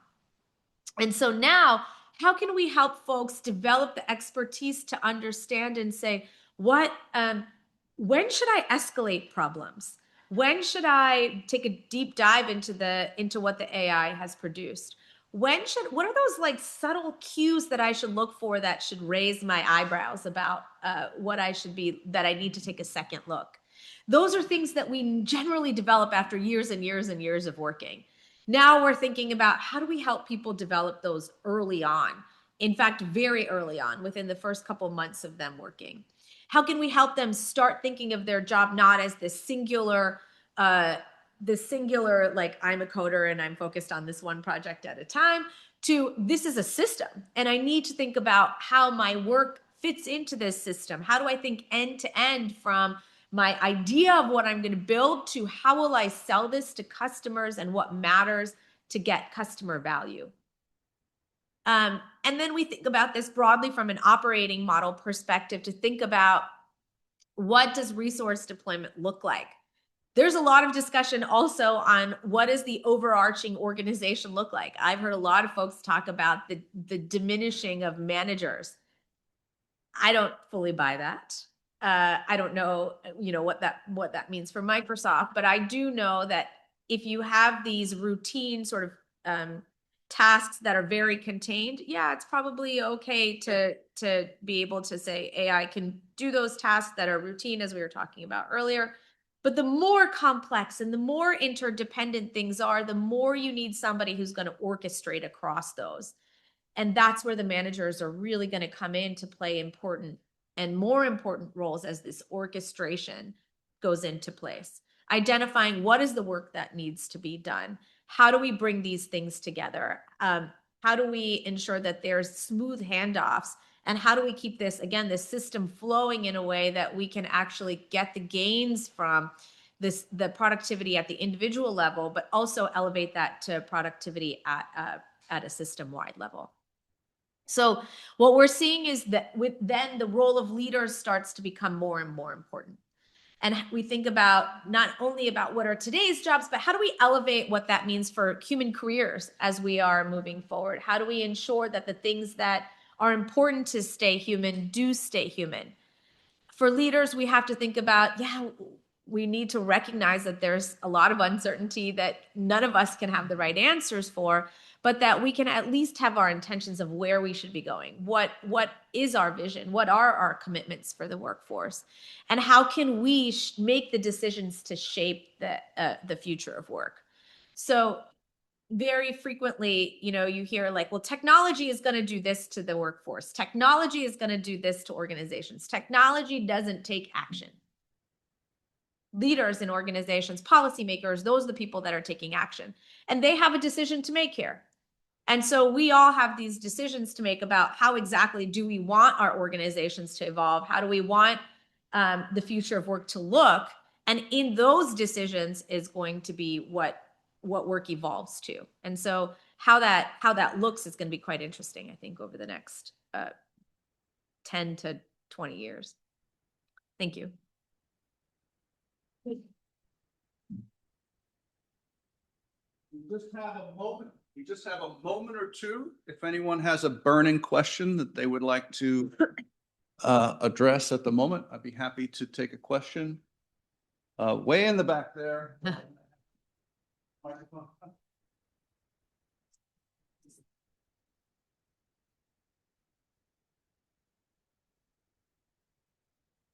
Thank you for your presentation. You mentioned continuous improvement as a part of the outlook. What does that look like amidst rapid change? What does it look like for your everyday employees being a part of that culture of continuous change? Yeah, it's continuous improvement. Yep. Yeah. So when we're thinking about continuous improvement, we're thinking about how do we look at processes now and identify what are the ways where AI might take on some of those tasks in the processes? What are the ways that AI might work with humans to take on the task? How might we improve the processes that already exist? That's that continuous improvement piece. I think the second piece of that is to say, what are the new capabilities can AI add that we aren't doing right now? And what does that look like? What are those new capabilities, not only with technology alone, what might be those capabilities with technology and humans together? And what are those new capabilities that humans alone will add in ways that they hadn't added before? And in the ways that we've seen the evolution happen over years and years and years of workplaces evolving. So that's sort of just not getting stuck in, we're only focused on improving what we have now. I think we should really be thinking about what are the ways that we can innovate? What are the ways that we can grow? What are the new products, services, capabilities that we can offer to customers and as a business? Maybe one more if someone has a question.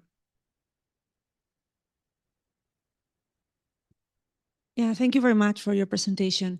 So I totally agree with what you're saying, the need to rethink the jobs, how they're organized, and also the talent management around it. The question I would have is, how do you practically do this when this is constantly evolving? Yeah. So then this is what makes it very difficult, because you need to then have a different structure of your jobs and your hierarchies and your organization to really allow that continuous improvement as well that you were now mentioning. So is this triggering a complete rethinking of the whole job architecture and the org structures, and what does that look like? I think it should, right? I think it should I think for so many years, we've had this very static way of thinking about work and even static way of progression. I go from being a, researcher 1 to a researcher 2 to a researcher 3. And I don't know that that's the way that things will evolve as we move forward, right? And so I think that what we need to be doing now, as we don't know how technology is evolving, we don't know what technology can do tomorrow. We need to be thinking about how do we create these organizations that are sustainable to change. And so how do we think about creating job architectures that allow adaptability, which is very different from this static 1 to 3. How do we think about career paths that allow adaptability, where you might go and work on this kind of team for a while and that kind of team for a while, and what does that look like?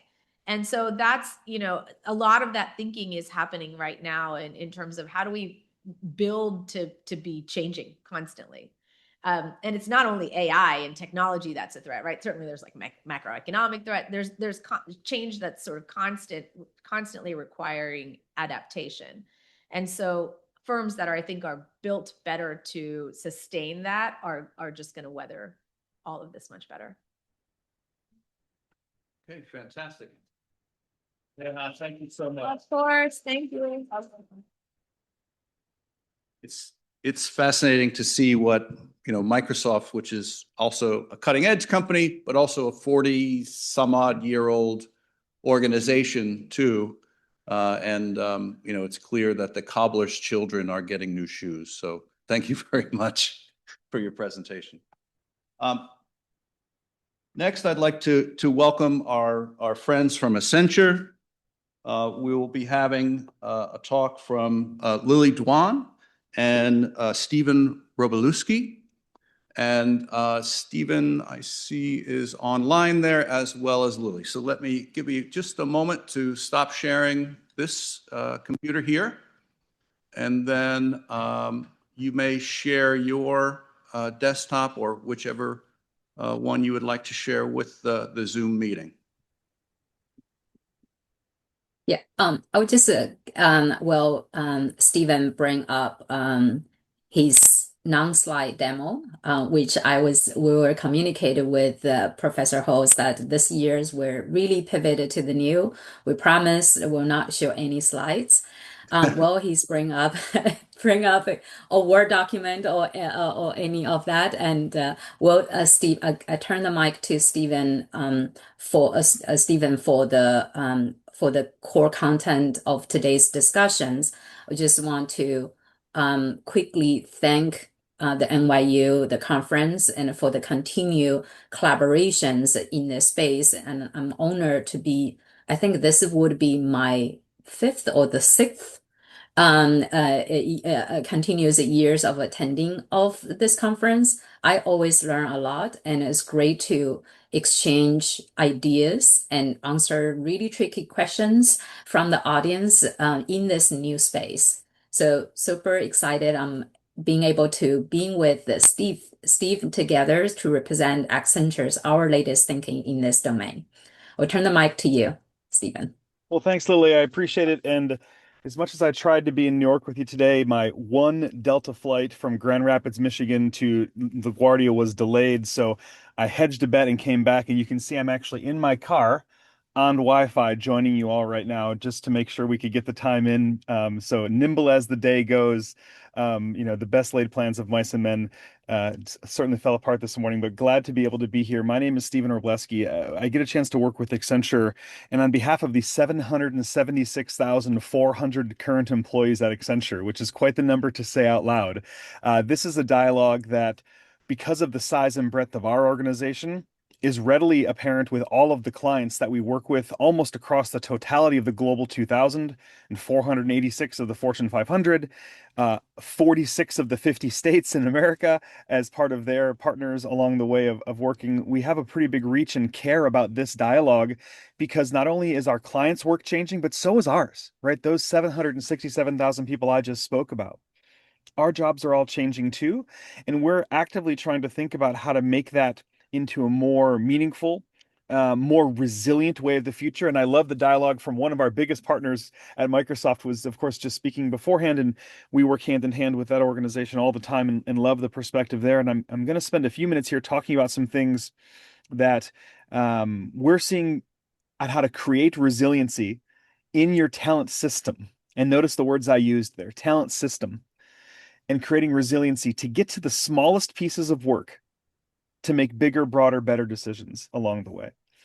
And in doing so, what we've really come to learn is, and I want to make sure if I can maybe get a thumbs up from the group, does my screen share okay? Do you see 6 big ideas on the page right now? Does that work remotely here? Yes, we see the 6. Perfect. Great, thank you. And I'm sorry I made you get up to come near the microphone. I just saw that funny enough on the screen. So 6 big things we're seeing in happening in the marketplace, right? This idea of great recomposition, you've heard this throughout the course of the morning today. Work is changing. The work that we do is being broken into different jobs of today. It's happening through idea number 2, which is every task fundamentally finds its mode of how it's best to be delivered. It is disrupting, therefore, and I love the statement earlier in the question from the audience about how do we see career trajectory. We'll spend a minute talking about that, but the ladder is no longer a ladder. The lattice is no longer a lattice. And we do see some organizations in point number 4 that are becoming reinventors in how they're thinking this way, that are actually creating economic value for their people and for the clients of which they serve. Co-intelligence is a way that machines and people work together to create better things. And then idea 6 is some behaviors that I would challenge anyone in the room today to take, whether you're a student, a professional, a counterpart along the way, on how to change our own mindsets and behaviors to make some of this work. So I'll get into this idea here. And again, work isn't just disappearing. The impact, we talk about, jobs are going away. I don't know. Parts of them are being done differently. And the skills that we have are the most durable machinery in measurement. And the experiences that we carry with us are truly important. And we're going to go through this consistent recycle of skills we have to keep and build, and skills out of our own system will fundamentally retire from being in vogue. Now, we don't forget them, we don't delete them, but we temporarily retire them. And if you're anything like my mom, who's 71, she's come in and out of retirement like 5 times already. So you might go back to them sometimes, but they are skills that that we'd walk away from. This decomposition, recomposition thing is really a fascinating way to think about. Artificial intelligence on talent management and overall is breaking roles apart into small pieces. And it's allowing us to think about jobs that are created and done in different ways. This is its core component. So far, this red thread I've heard out of the dialogue today has been everyone's mentioned a portion of this along the way. We're anecdotally no longer seeing this. We're quantitatively measuring and seeing this happen in real time play out. The hard part is the Humpty Dumpty aspect of this, of putting the roles back together. The difference on doing that is, as I mentioned, every task, right, finds its role or finds its mode. The workforce is no longer just people. The workforce is a combination of people and machines and people plus machines. So to think about that, the only way that we can really move, and I want to give a high five to whoever asked the question in the audience of how do you do this over time and how do you make it work? And just a few moments ago, what we really heard out of that is it's fine to think about these things happening inside of jobs. But what they really happen to is total workflows, of which pieces of tasks that people do and machines do are the end result or are the end answer. So it's great to identify and utilize intelligence to give us a place where a skill, a task will change. But the real work comes from where the workflow gets shifted and redesigned. The only way to get there is to have foundational degrees of almost a ridiculous level of workforce intelligence. Meaning, for years, folks, we designed all these things top down. It was a very strategic job, right? To be a top-down designer of these things and think about workflows and outcomes without always having to worry about the level 5 and level 6 and level 7 steps and process and actual activities.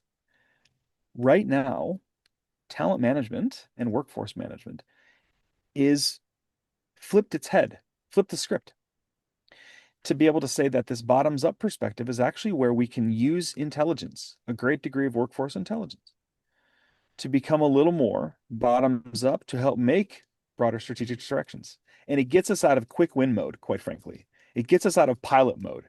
It gets us into actually making change mode. One of the things that has done, though, is it's allowed kind of these career progressions to change.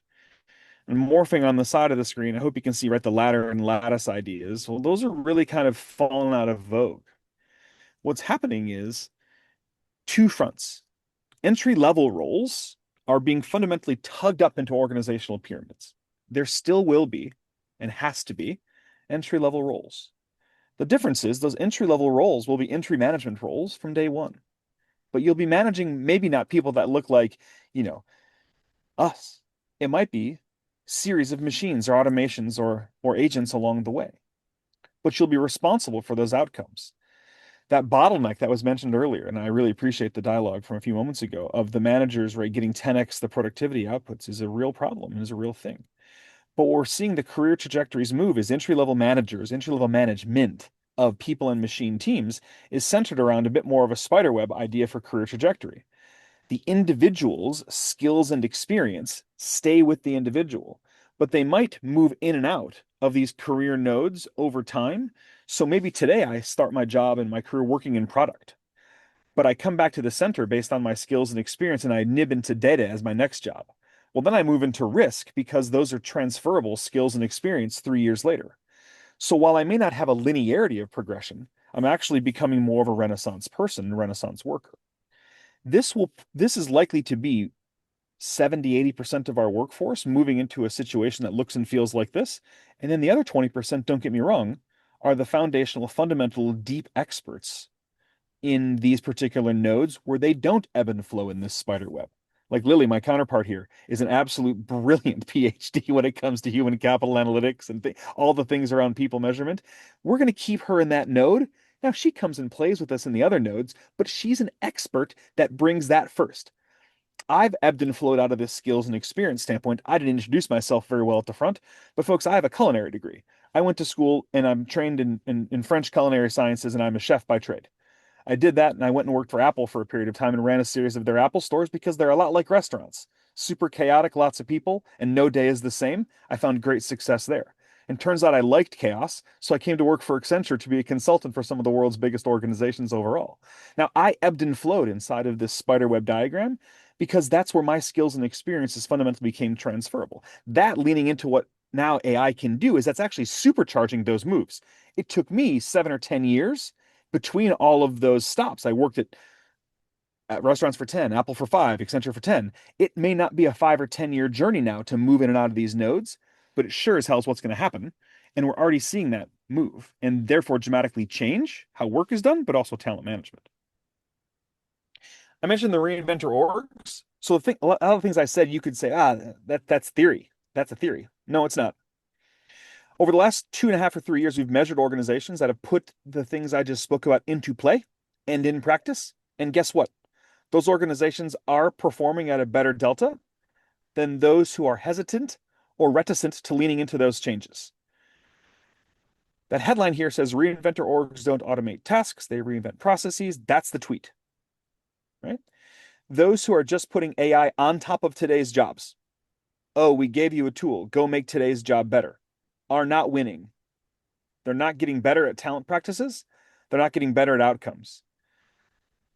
This is a differentiated factor that will impact all of our work, also how we think about the system of our work and the system of our people inside of that work. This is a big deal because we think that this delta is going to persist for some time here until others play catch up to move that gray line up. And there's also a bit of a recurring cycle that's pretty cool. So inside of this, right, artificial intelligence, again, can be looked at as a tool.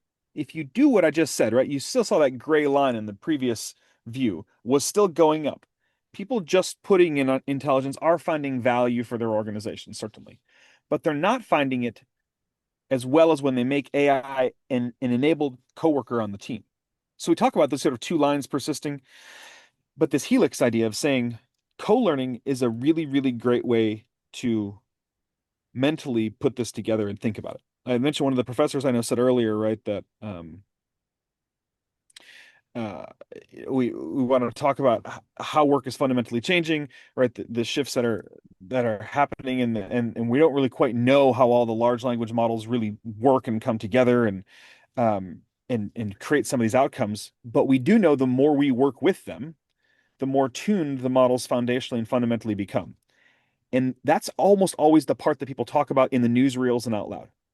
The part they don't talk about is the more humans work with them themselves, the more people get comfortable and increase their trust with the work that shows up in front of them and working with some of these artificial intelligence tools.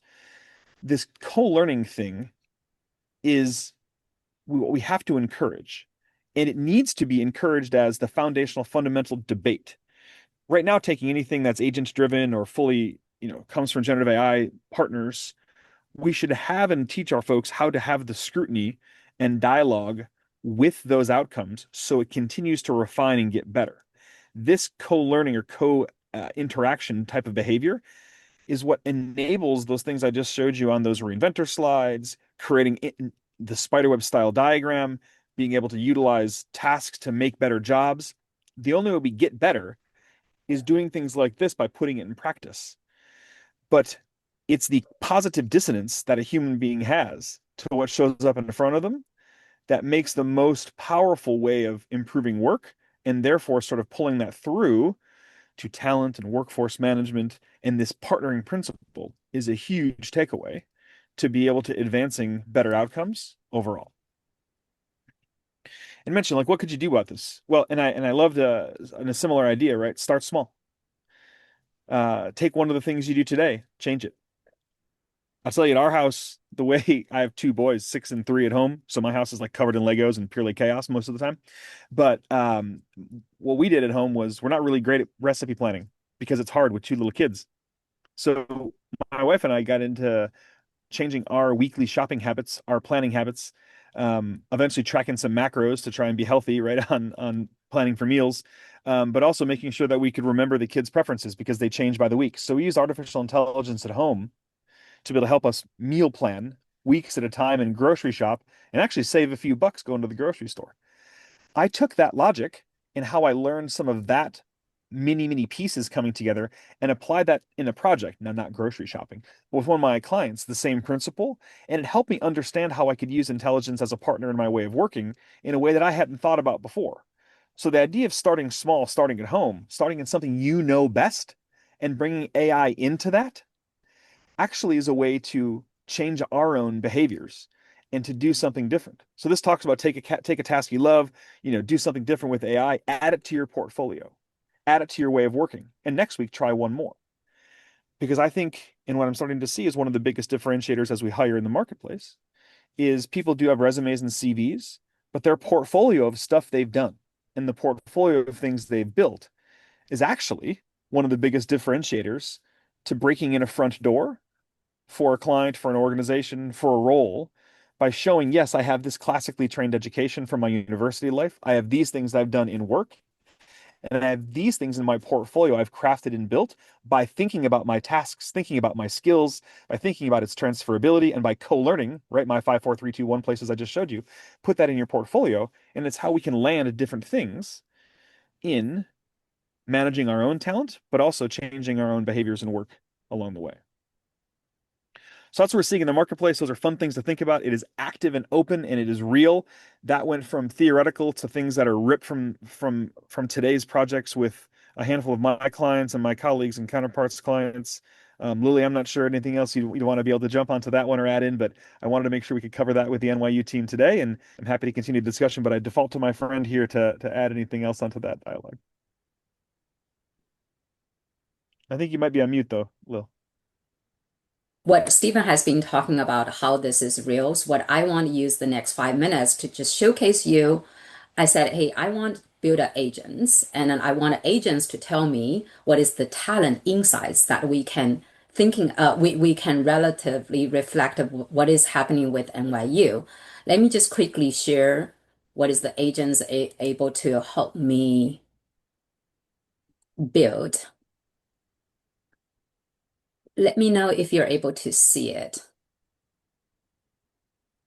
We can Am now I see showing it? NYU talent analysis. Okay, is it so basically this is what the agents and then help me is to build and then tell me what is going on, what is the insights we're able to draw for the NYU faculty and the staff of their talent flow, of their skill dynamic, can we do some peer comparisons, and what is the employee experiences we're able to see? And here, what you are able to see is that we can compare, like the agents can compare to let me know how NYU is compared to Columbia, Harvard, Yale, Cornell, or any universities we're interested in, or any of the corporations in the New York talent market, and then to start to say, hey, how NYU is doing the faculty, as a job market on talent attractions, compensation, um, uh, so I mean, compensations, culture, peer opportunity, research strengths, work-life balance, and against the listed of peers that we're able to see.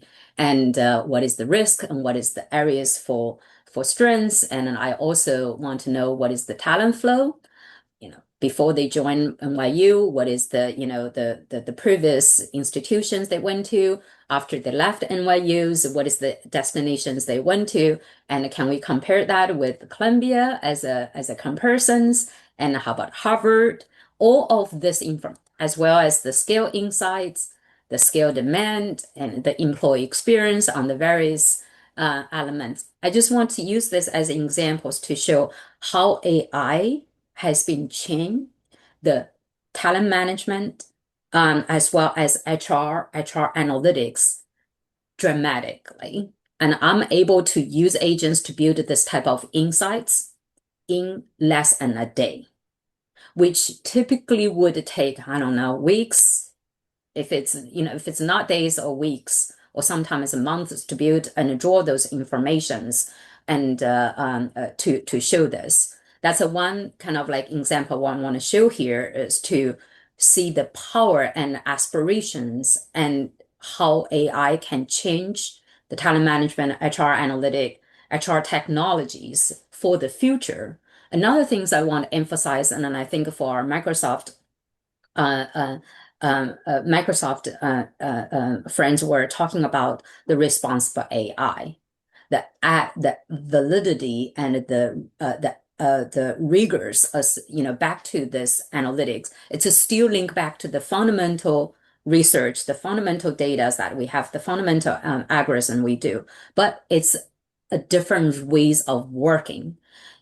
Back to the old days, I probably spend 50% of the time collecting the data, 30% of time run analysis, and 20% of the times to convert the insights to the strategy. But now I spend 10% to gather in the data, 10% to run the analytics. I spend maybe 30 to 40% and focusing on the responsible AI.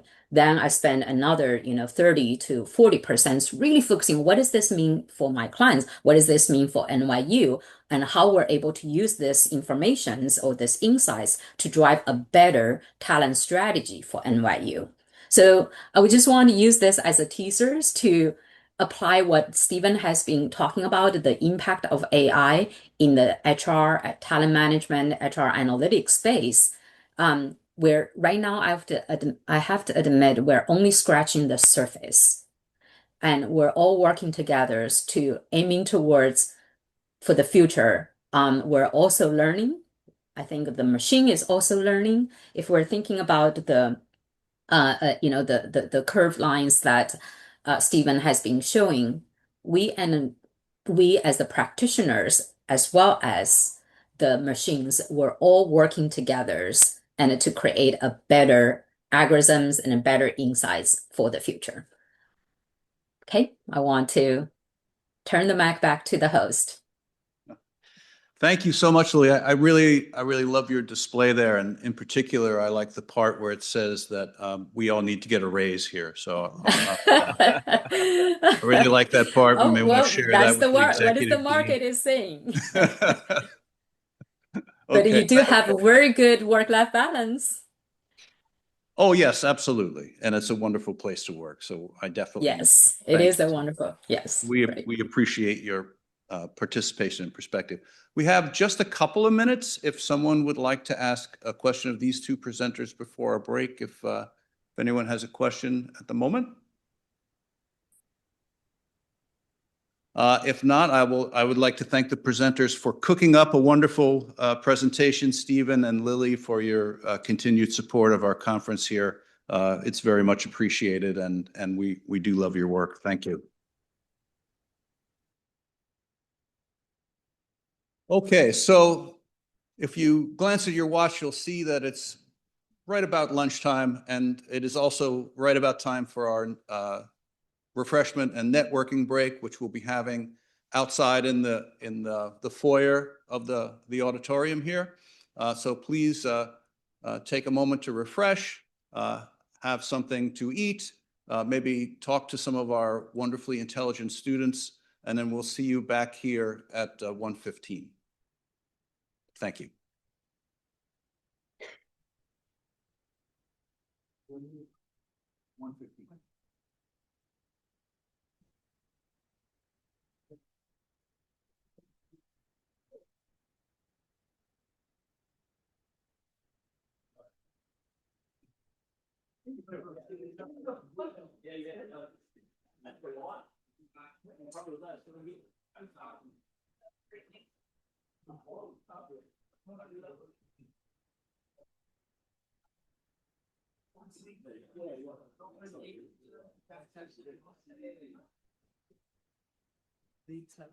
Yes, I'm trying to get those up here.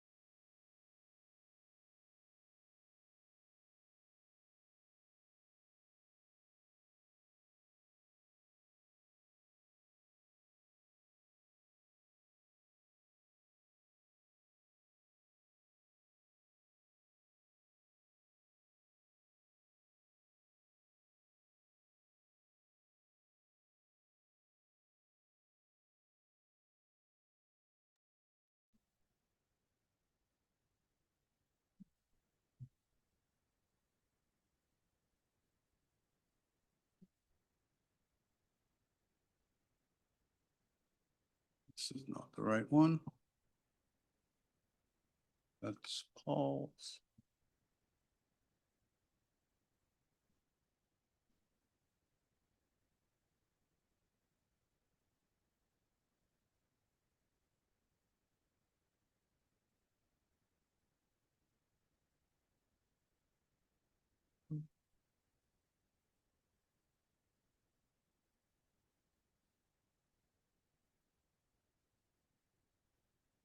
I'm going to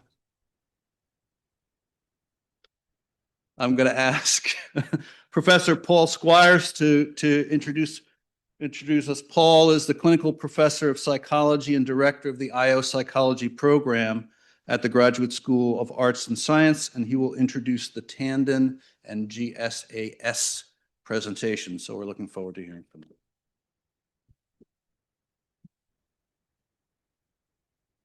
Thank you, Mark. So among the things I do is I have the pleasure of working in a human capital analytics lab, where I work with students on human analytics projects using machine learning and AI.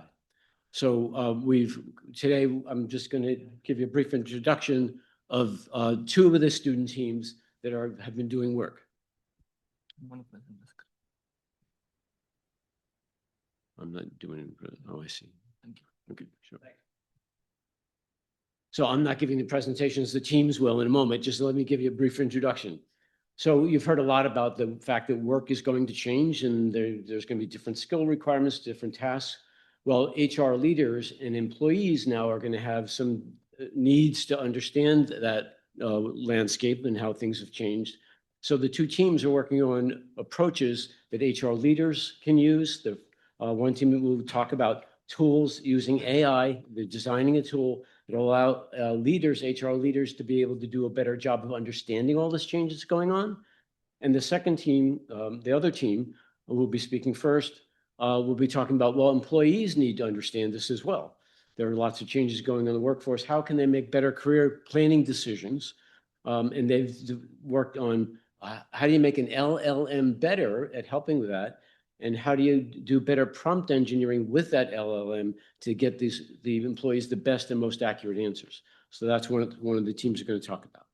So I'll let them tell the stories about their work. But before I do that, I want to say thank you to Henning Seip, who is here today and has for years now, 5-6 years, been kind enough to share his data from the Candigram company to allow our students to do this research. So thank you for all your help and allowing us to do the research.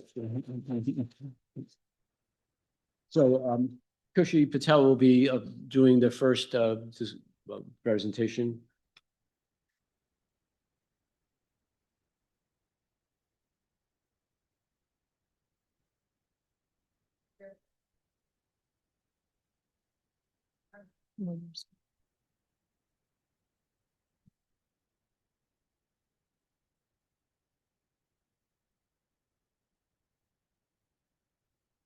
Yeah, good afternoon to everyone here. So just to go over the topic and what we've built out. So this is basically a graph rag system. We'll go over what a rag is and what a graph rag is in a moment for employee perspectives and HR outcomes. And to introduce the team, it is Kushi, going from my left, it's Kushi Patel, Shagun Taneja, Kavya Shetty, I'm Aditya, and this is Vignesh. So the three of them come from an IO background, IO psychology background, while me and Vignesh come from a pure computer science perspective and with a few years of experience. Going over the agenda, we'll be going over the methodology that we've brought up to surface to build the system. The graph rag architectures, we have two systems to present, one built by me, one built by Vignesh, both on top of the initial work done by Professor Squares. And from then on, we'll look at a sample of the graph rag architecture so that you guys have a visual understanding of what it looks like and why it's a more powerful model. And then I'll hand it off to my color-coded friend who is Kushi to go from the challenge and their applied research using the system. So to go with the methodology, people first need to understand what a RAG is. And to understand what a RAG is, you need to understand what an LLM is. In simple words, we know LLMs through ChatGPT and more so through things like Claude and everything that's been in the market right now. But LLMs are just AI systems that have been trained on large volumes of data, petabytes of data, to understand what can be asked by potential people and to probably write any kind of an answer that is brought out from the data. It doesn't mean there is any proven ground that what they've written is correct.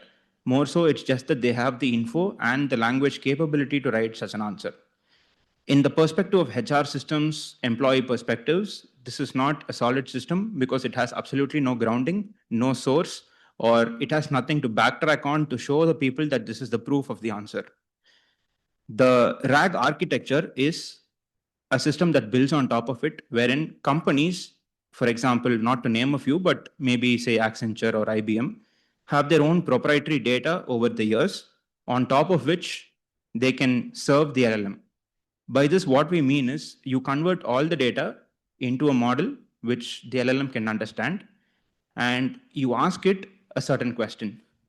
What can I, as an employee at Accenture, achieve in my career with the skills I have?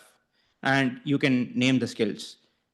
And using Accenture's proprietary data, the LLM is then able to pick out answers through the knowledge and surface those to the people. This is currently where the industry is. This is where the AI systems are at. And going forward, that is kind of how they will be. What we found out was we can increase the baseline performance through something called as a graph rag. So there are two architectures, system 1 and system 2. The graph rag is basically how we envision the system. And before going over those, I will show you a visual understanding of how it looks. So the ones you see, the pink color blobs, are the job tasks, job occupations themselves. The ones in blue are the tools that is accompanied by each of those jobs or the occupations at a level of distance. We call this hopping. The green ones are the individual tasks associated with jobs of those types of semantic similarity. So with that understanding, coming back to the systems, what we've basically done is we surface the query given by the user. We run it through both the systems to understand. So system 1 understands the intent of the query, while system 2 understands the wordings of the query. And through these, we put it into the graph to understand all the data that is there right next to those at different hops. By hops meaning, here again, if it is about marketing, we surface data related to sales managers, related to, so sales managers will be one hop away, while you can see things like public relations will be a couple of hops away. So we can define how the breadth of the search and how many things we want to surface within the search. And then we form things called as queries, and those queries are structured to surface all the source and data that we have from the models itself and provide this as the context to the LLM to answer using. So based on this, what is able to happen is the systems have all the proprietary data, the understanding of what the query is, the understanding of the intent behind the query, and what to refer for the particular answer. So when an answer is brought out, which will be showed later by my co-presenter, you have all the structure within it, including the exact SOC code, the task, the title, everything from the ontology, and the entire English text, which is structured for the understanding of the person. Through this, we envision that employee career pathways, employee understanding of jobs, roles, what they're able to achieve, and if they want to switch from one place to another within the organization, what they'll have to do and how is it that they can get there.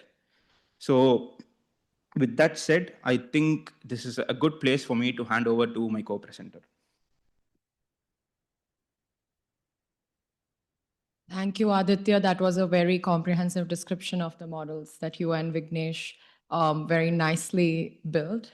I would be talking about the challenge, the research questions that we looked at, and the results and what we found, and the implications of those. So we begin with the challenge, which is from the employee side. Every employee faces 3 challenges. First is the transferable skills. So when you want to move roles, you don't always know which of your skills will carry over. And even when you do, the system doesn't recognize them. Moving to the talent pools, the platforms and the systems that the employees use to find opportunities, they are built on certain job titles and not on what you know, not on what you can do, what your skills and competencies are, just your title. So if the title is not exactly matching the system would not see you as a candidate. And so you would get filtered out even before a human would look at your resume. Third is the job demand. The market is constantly shifting. New skills are becoming valuable and old skills are becoming less relevant. So employees are trying to figure out on their own where the gaps are and what they would need to develop moving on. So these are the problems which share the same root cause, which is there are systems, they are describing jobs by title and not by the actual skills and knowledge behind them. And that is exactly what our research is trying to investigate. So our central question is very simple. Does the model that we built, which is a graph rag, actually improve occupational matching compared to a plain standard LLM? And we had 3 hypotheses going in. First is higher cosine similarity, which is graph rag would produce higher cosine similarity scores. Second is that the improvement would be stronger for complex queries, which is that we would see stronger effects for complex queries. And third, the queries combining multiple types of information would perform the best. And we'll see how this holds up. Before going to the results, this slide connects to the ongoing work in our lab. So over here, the core question is straightforward. Does it matter which kind of data source you use? ONET, ESCO, or SSOC, and each of them classify occupations differently because they represent different regions and their labor markets respectively. And so the hypothesis here is that the choice of data source would directly shape what the system would be able to find. So with respect to the skills, the occupations, the opportunities which would be visible to the employees. And for this research study purposes, we have been using ONET as our primary data source, which is one of the comprehensive data source which is famous in the United States. But understanding how ESCO, which is European labor market, and SSOC, which is the Singaporean labor market, how does that compare would be the next important question. And that was what we would be researching about the next. So results, we evaluated the three systems, the two models described by Aditya, and versus the plain LLMs baseline across different job families, different types of query combinations, and also levels of query complexity. So this is the headline finding. We looked at the human resources and talent development family, and for HR specialists, the system 1 scores around 0.847, system 2 scores 0.807, and the LLM baseline scores 0.584. And for the training and development specialists, system 1 scores 0.818, system 2 0.813, and LLM 0.660. So here we can see that both the graph RAG models, they outperform the LLM by a large margin, which is between 0.16 and 0.26 cosine points, depending upon the occupation. And notice something in the numbers that you can see in the LLM, which is a standard deviation. So the standard deviations for both of them is 0.021 and 0.023, which is extremely low. So the LLM produces consistently mediocre results, regardless of what type of information it has been provided with or how the query is designed. So it doesn't matter what information you're putting it is always returning roughly the same quality of answer. And the ontology-based system, by contrast, it varied meaningfully for both the occupations, which means that they are actually responding to what kind of information we are feeding them with respect to like the combination of elements of ONET data or the levels of complexity of the queries. And this is the first sign, which means that the architecture of the model actually matters. Now we go in detail. So we tested 4 different combinations of information in the query. Combination 1 is the most complete. So we used occupation, machine tools, equipments, tasks, and knowledge from the ONET data. And combination 4 is the leanest, and it only includes information from the occupation and tasks. So you can see like at the orange bars, for all the 4 combinations, for both HR and L&D specialists, they are essentially flat. So the LLM is not moving at all. So changing the structure of the prompt makes no difference to its performance. And the range is also less than 0.02 across all 4 combinations. And this confirms that it cannot leverage the structured ontology input that we are feeding in, regardless of how carefully we are designing that query. And now look at the blue and green bars. They move, and crucially, they don't move in the same direction. So for HR specialists, you could see that system 1 in blue peaks at combination 3. So that combination includes occupation, MDE, and tasks without the knowledge labels from ONET. And adding knowledge actually drops its score, which is also a counterintuitive finding that we found because ONET database does not have a very comprehensive knowledge database. And in system 2, it tells a different story in green. It performs best when all the information is included, which is combination 1. So the 2 architectures, they have different optimal prompt designs, and that tells us that they are processing the structured query differently, which has direct implication for where you would use a system, what the use case would look like in practice. Then we also looked at the query complexity, which is level 1. It was a lighter version versus level 2, which is a more complex version. So for HR specialists, the system 1 improves when queries are getting more complex, which is going from 0.8417 to 0.85. And system 2 actually drops from 0.81 to 0.79. And you could see that the LLM is barely moving. There is only a drop of 0.006. And the same pattern also holds true for T&D specialists. So for both HR and L&D use cases specifically, where real-world queries are extremely rich and multifaceted, system 1 would be a more suitable architecture. And it is built exactly for that kind of complex questions that the professionals would ask. To show that this isn't unique to HR, here are the results for another job family that includes computer programmers and computer system analysts. So for computer programmers, you can see that system 1 scores 0.85, system 2 0.77, and LLM 0.63. And for computer system analysts, it's 0.85 for system 1, 0.82 for system 2, and 0.68 for LLM. So the pattern holds across both the roles. Both GraphRag systems are consistently outperforming the plain LLM baseline. And the structured occupational data that is improving the quality of career pathway recommendations, regardless of the job family that we saw in HR and L&D specialists. Also, the same case is here. Also notice that the system 2's gap from system 1 is larger here than it was for HR and L&D. So different job families are responding differently to the 2 architecture, which is a finding that points directly to future research into job family specific hunting. So this is just the summary which says that through the findings, we found that there is high cosine similarity where GraphRag outperformed LLMs on all similarity metrics. The complex query performance where system 1 specifically improves on complex multi-attribute queries.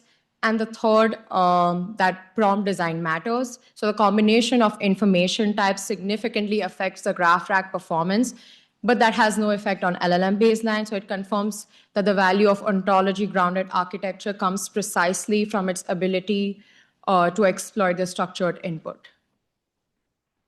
So these are some of the applications. So what does a system like this actually make possible for employees? So the first thing is skills-based matching. So instead of the employee searching by job title, you can search by what you know, what skills you have, and what you can do.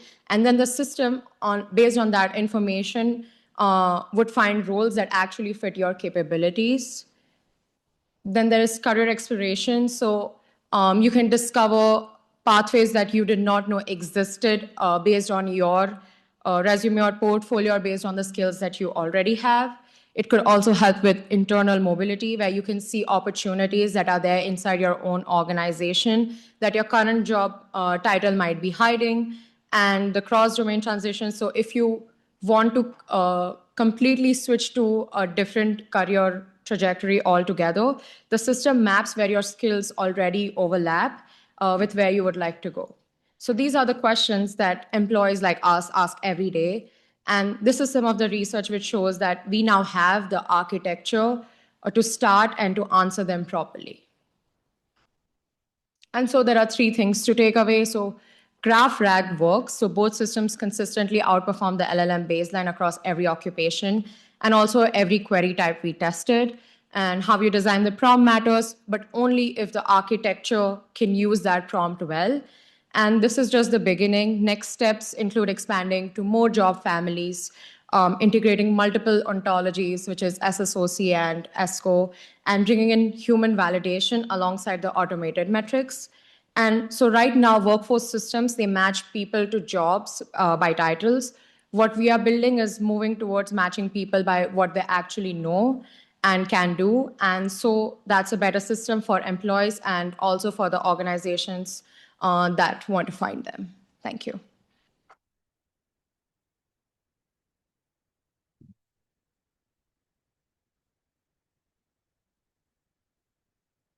Thank you very much.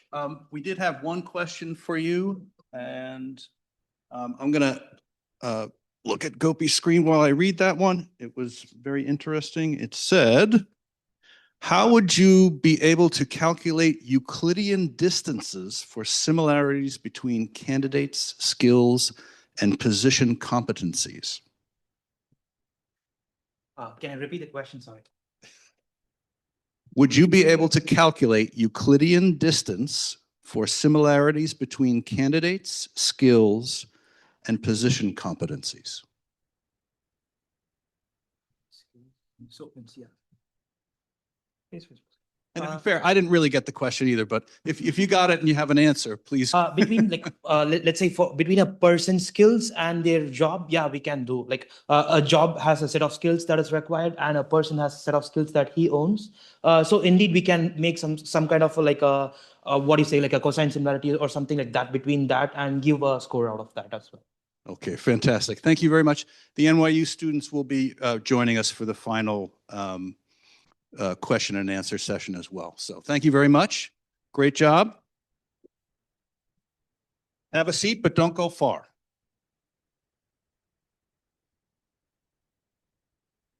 Okay, so I'm going to work on the presentation while I talk here. Our final presentation is also from NYU students.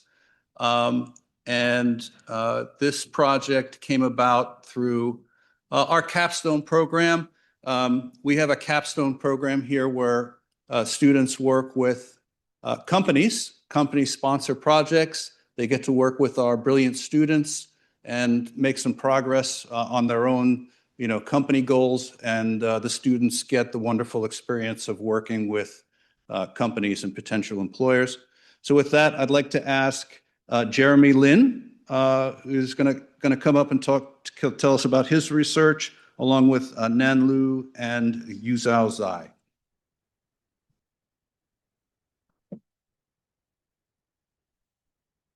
Shoot for slide. There we go. Just going to start this off for you and turn it over to you. What is that? I hit the wrong button. Sorry about that. Slideshow. All right, Jeremy, you have the floor. Okay. Thank you, Mark. Okay, I didn't expect us to be the last presenter today. Thank you for all this amazing data set and graph from the industrial leader. And thank you for posting, sharing. And so thank you for being here today. My name is Jeremy, and that's my teammate, Nan Liu. Can you stand up and say hi? And Jack Yuzhao Zai. Okay, so thank you, guys. It's our honor to be here presenting our capstone project sponsored by Accenture. So our project is transforming job posting into AI signal for talent intelligence. Okay, move to the next slides. So here's a brief structure of our presentation today. I will walk you through about what we want to know, how we do it, and what we get out of it, and why it's important. Okay, so as we all know, AI is one of the hottest topics today, and it's emerging across all industry. But what we don't know is how it's actually showing up in the job market. So instead of relying on assumption, we want to answer a few key questions here. So the first one is, where is AI actually showing up in the job market today? And who is being impacted the most by AI and who isn't? And the last one is, what does it mean for the future of work and workforce decision? And our primary audience are HRs and talent strategy team. They can use this to anticipate future skill gaps, guiding reskilling, upskilling, and optimize hiring decision based on the real-time AI skill demands. And this is our work. So we generate this using ChatGPT. It's kind of messy, but I will guide you through every step by step. And at the bottom here, you may or may not see it's a brief introduction about a role job posting snippet. So it mentioned about leveraging large language model. So that one is considered as one of the AI signal. So what we want to do is pretty simple. So we want to turn job posting into something measurable and detect the AI signal across different industry and job family. And we want to build a pipeline that make role job posting, and we clean them, structure them, detect the AI related signal, and turn everything into a dashboard. So instead of using AI train, we can actually see them.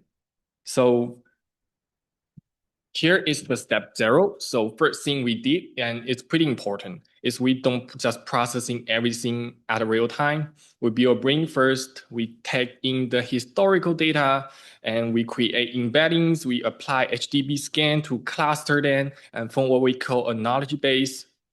So instead of thinking every time, the system will know what to look for.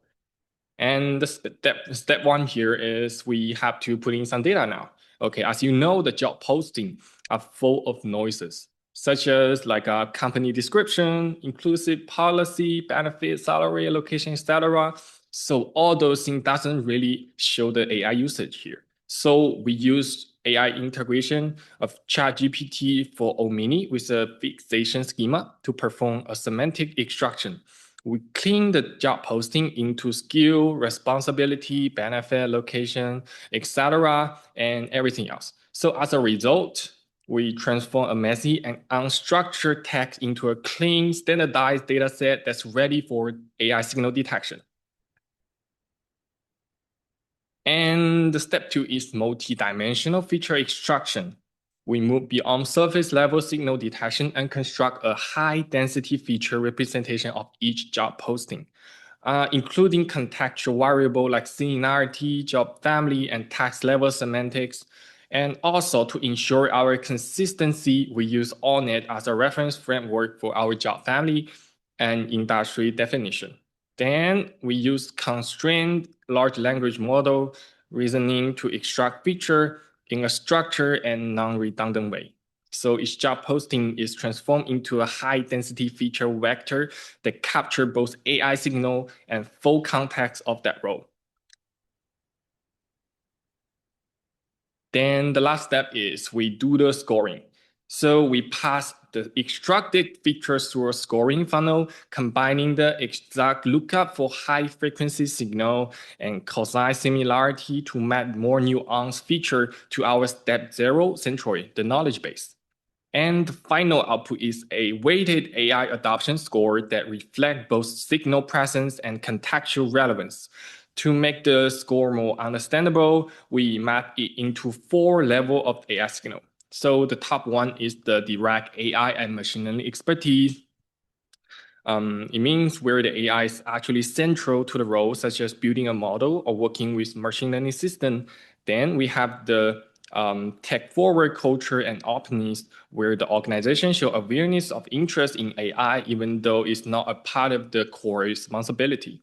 And the next one is the data and automation orientation, where the role involve data tool or workflow, but not direct AI usage, such as like Excel, SQL, Tableau. And at the lowest level, we have no AI signal.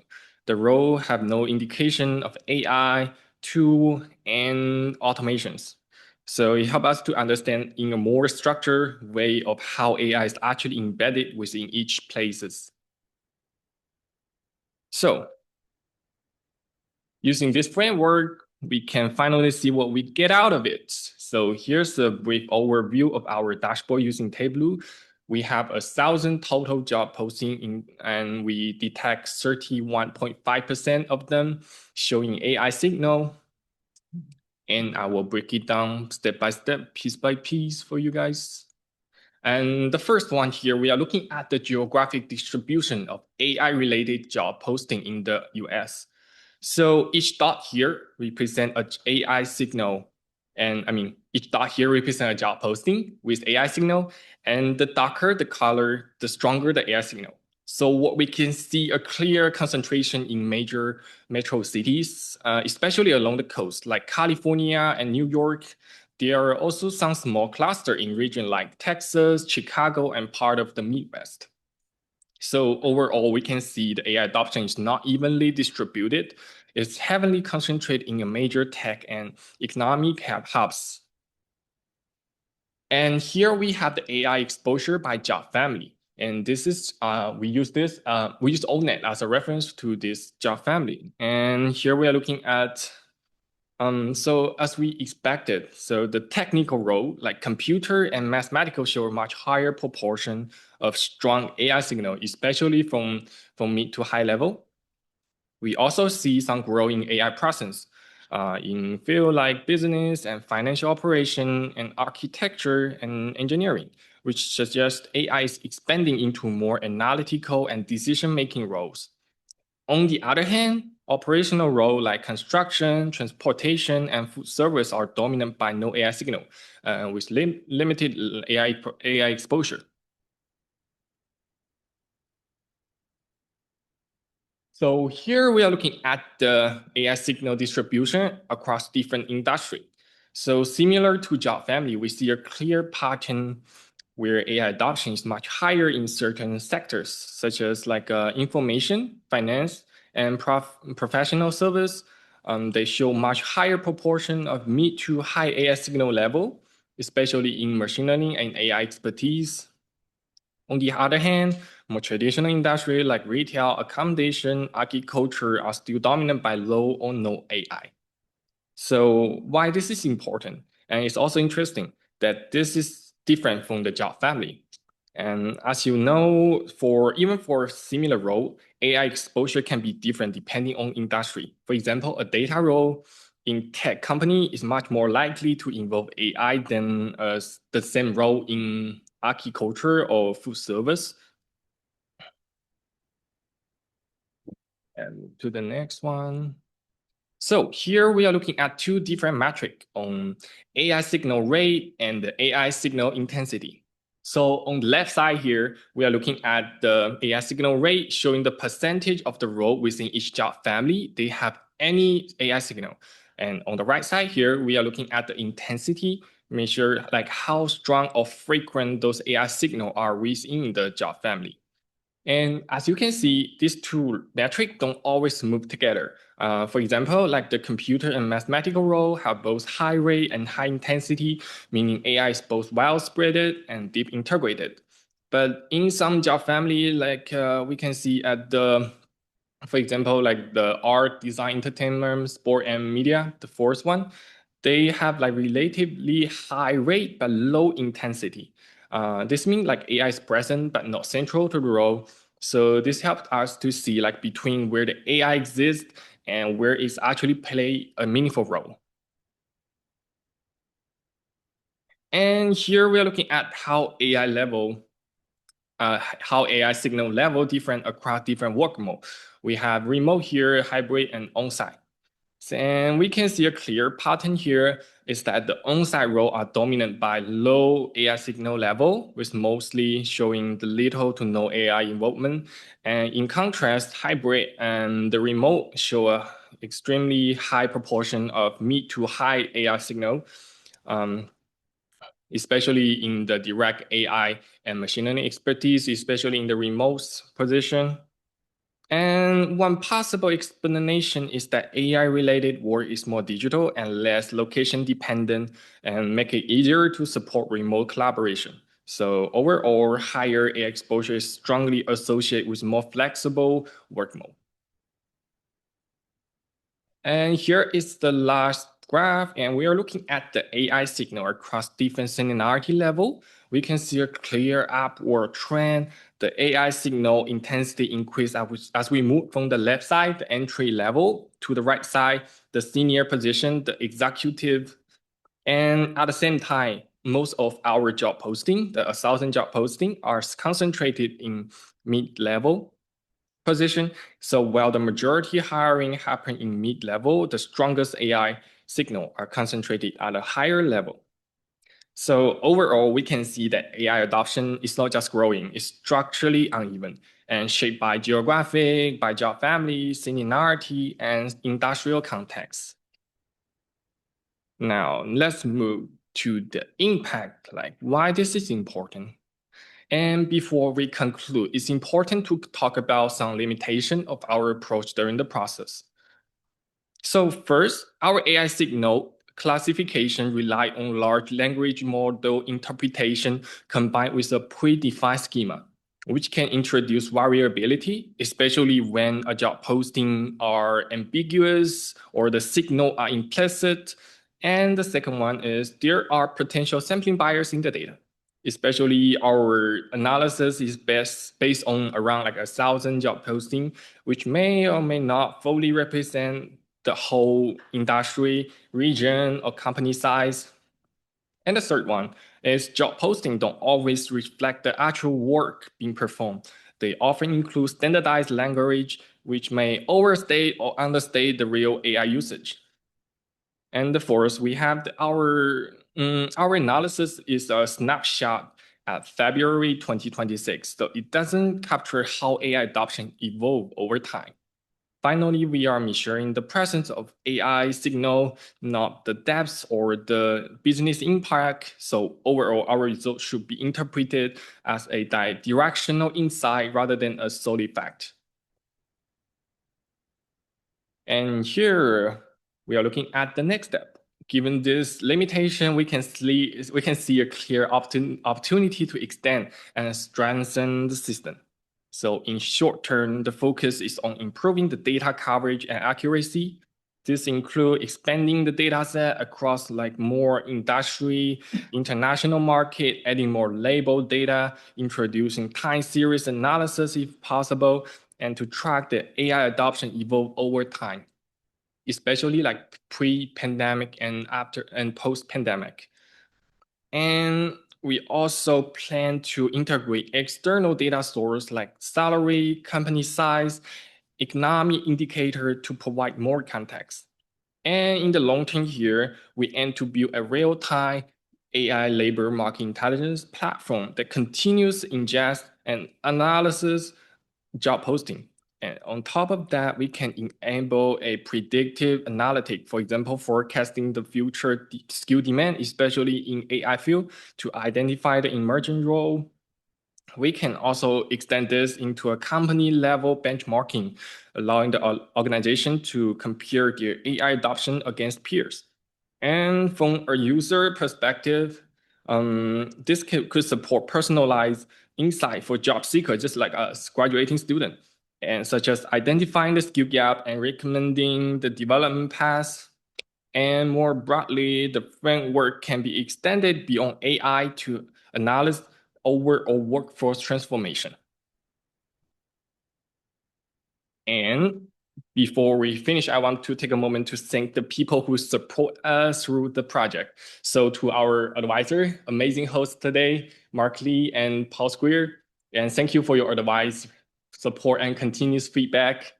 And also special thanks to Henning Sip, the CEO of Canagram, for providing this amazing data set that made this work possible. And we also were grateful to our sponsor, Mark Hotel, even though he's not here today. I think he's watching me via Zoom, and for his guidance and industrial perspective.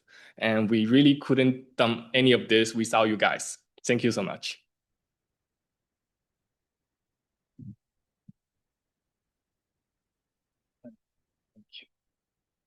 For a few moments.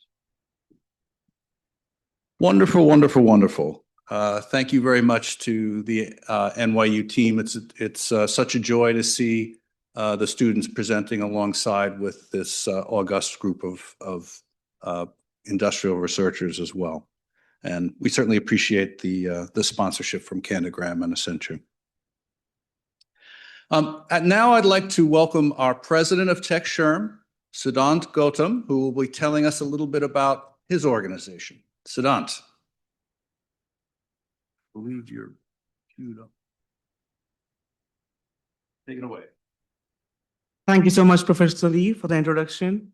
So good afternoon to everyone present here in the auditorium, and greetings of the day to everyone who's joining us through Zoom, based on whatever time zone you are joining in through. Thank you so much. Without you guys, this conference wouldn't have been possible. I am glad to report that at this point in time, we are reporting 160 plus active audience attendees, including you and including the Zoom audience that we have. And all of them are joining us from 6 continents. So that is even a wonderful pride for us. So thank you so much for joining in. For us at Textrum, it is a pride and pleasure to understand the importance of people and how exactly it happens across all the verticals of our life, in personal or professional. So that is what pushed us to bring this conference live to you in person. We are reviving the on-site format after 7 years. Last it was happened in 2019. It was a pre-pandemic time, and now it is this. So you, all of you, are not just audience or participants of the conference. You are history makers. Please note that. A round of applause for all of you.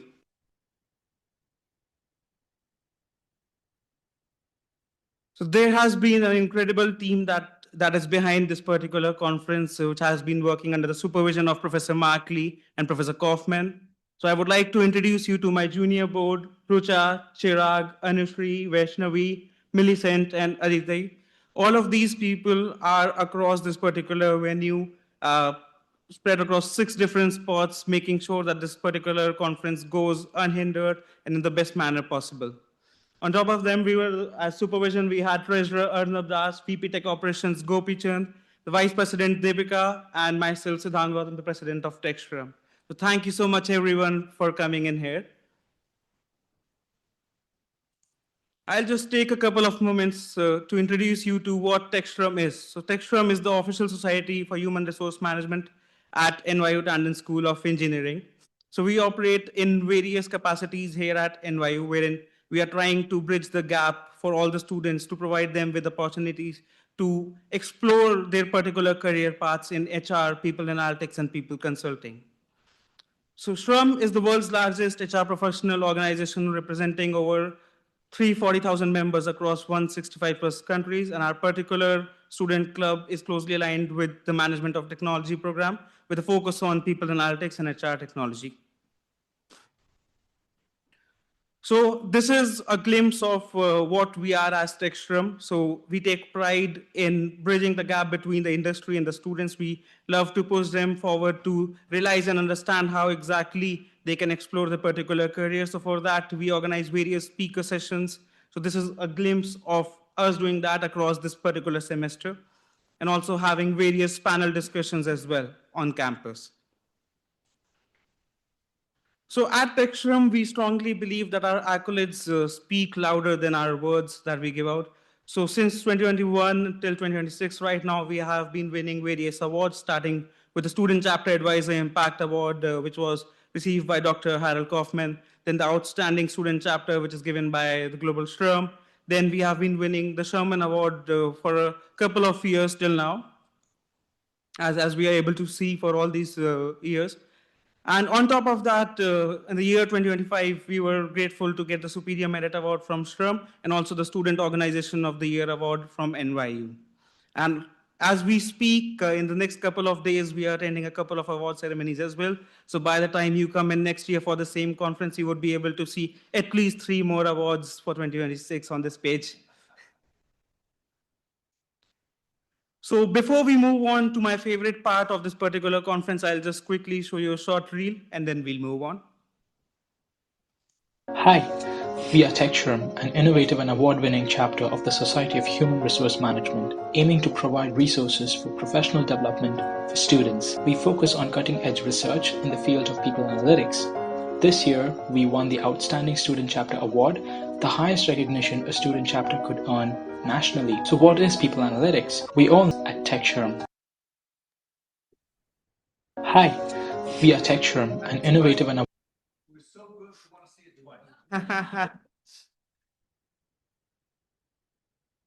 Okay.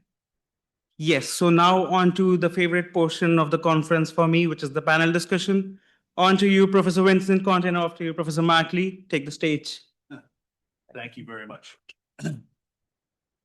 So I would like to ask all of our speakers present to come up and take a chair for the student presentations. If you spoke, please come up and take a chair as well. And if we need some of the rest of your team, we'll ask those questions, from the audience, and we'll get you a microphone. So come on up, get comfortable. I'm delighted that Professor Dr. Conte will be our discussant this afternoon, and we'll allow Vince to kick us off. And please bear with us as we assemble up here. Yes, I'm gonna bring in the virtual and as I get here. And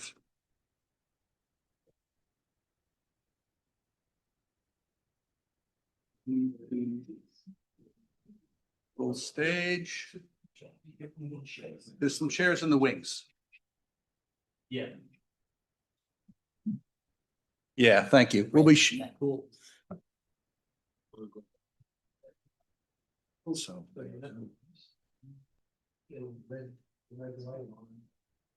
Otherwise,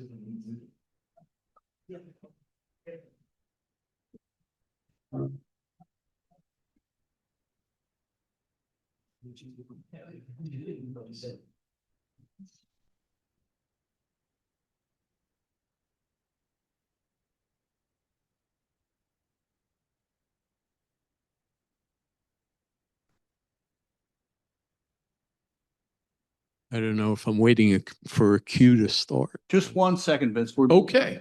Thank you very much. I just want to make a little bit of adjustment to make sure our hybrid audience can see as well. I think we're ready to roll.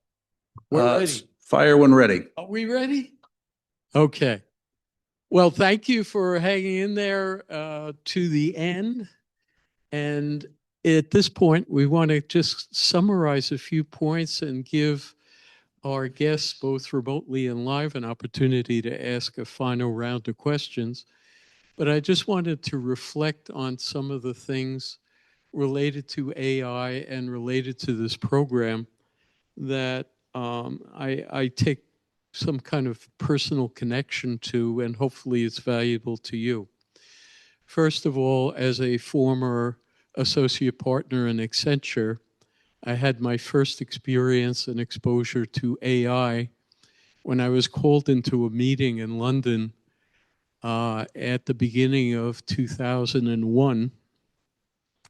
And the senior partner asked me to go over what our standard methodologies for competency management was. And then a vendor came in and showed us a presentation of a sample of 10,000 resumes from Accenture employees that were arrayed in a visual tree according to how they kind of sorted out. They were branched. And there was one branch that had only one leaf on it. And he said, Vince, who do you think that employee is? And I was the only person on that branch based on my skills and competencies. And my first thought was, I guess I better get my resume together for external use. I got scarfed away. I wound up in South Korea doing a project for LG, so I never got to follow up on applying AI to human capital technologies as life takes us. And when I finished at LG, came back to New York and got time to fly to Paris to talk to that vendor as to how we could apply that AI technology to human capital. The date was set was September 11th, 2001. And needless to say, even though we started the meeting, we never got to finish that meeting. And that was the end of my foray into AI at Accenture. And moved on my career. I retired from Accenture and moved on to other parts of my career. So careers are like that. And so the exploration of AI has been like that, a combination of opportunities, personal exploration, and personal learning. I want to focus in on some things that I found very interesting in our presentations today. To start off with, the conference board made a very interesting use case of AI in exit interviewing. And so part of the implication of that was that maybe there are situations where people would actually be more comfortable talking to technology than to their former boss or somebody in HR from their organization. So we can see they're a very unique opportunity. I'm wondering if the conference board team, Erica, I don't know, is Alan still with us? Is Alan still with? Well, maybe Erica, you could comment. In your work now, are you seeing other use cases that have a unique role for the technology that wouldn't necessarily be as comfortable or capable using human intervention?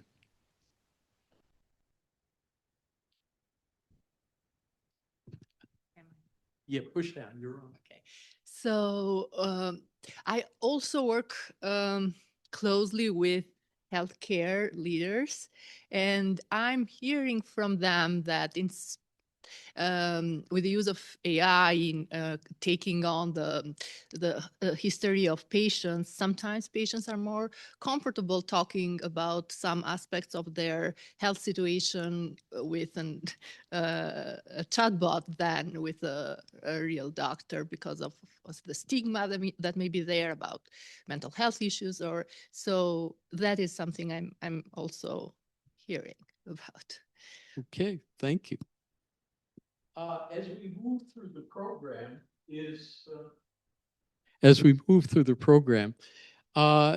Gad Levison, is he still with us? Okay, so I was curious, particularly about some of the work that they were doing in terms of using external data sources and building their database. But I have to compliment him. He had terrific visual slides. His economic slides were wonderful.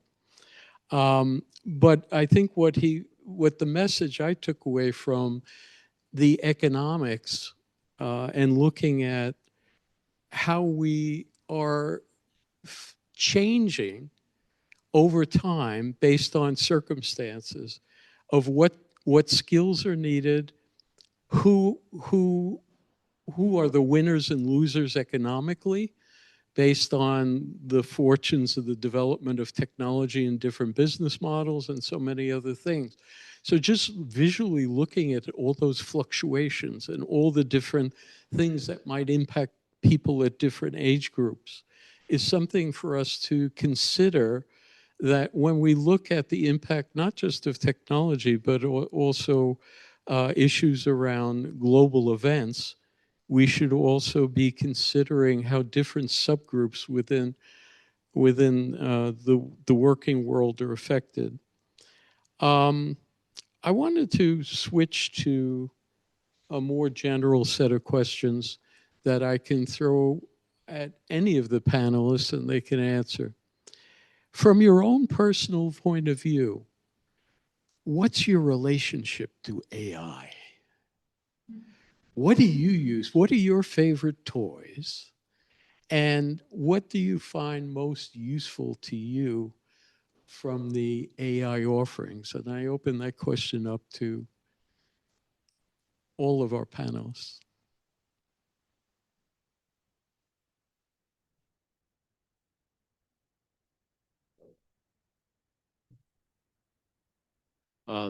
I use it every day. I use it every day, multiple times a day. Probably started about 7 in the morning. Probably still using it at 7 at night. Ask questions about news.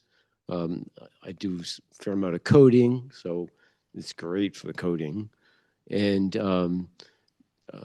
teaching for class, so I've ended up spending extra time preparing classes, slides I've had for a long time. Put the content in there. What do you think? My standard question is it complete and accurate? And what's your opinion? It always comes back and says something very complimentary. So it's sucking up. But you might think of this, and then it has like 12 pages of additional information. So it's great fun. I think we were talking before, it can suck you in and use up your time. But yeah, I use it all the time. I can continue. I am, as I mentioned at the beginning of the presentation, I'm so in love with ChatGPT images this week. I was asked yesterday from my boss because we are discussing how we are evolving our team now with AI, our research, how we are doing research, etc. So I was sending her my ideas through email, and she was like, put this in a slide, so we use this in the meeting. And I asked ChatGPT to put them in an image, and it was a beautiful image summarizing and illustrating everything done in a minute. It was impressive.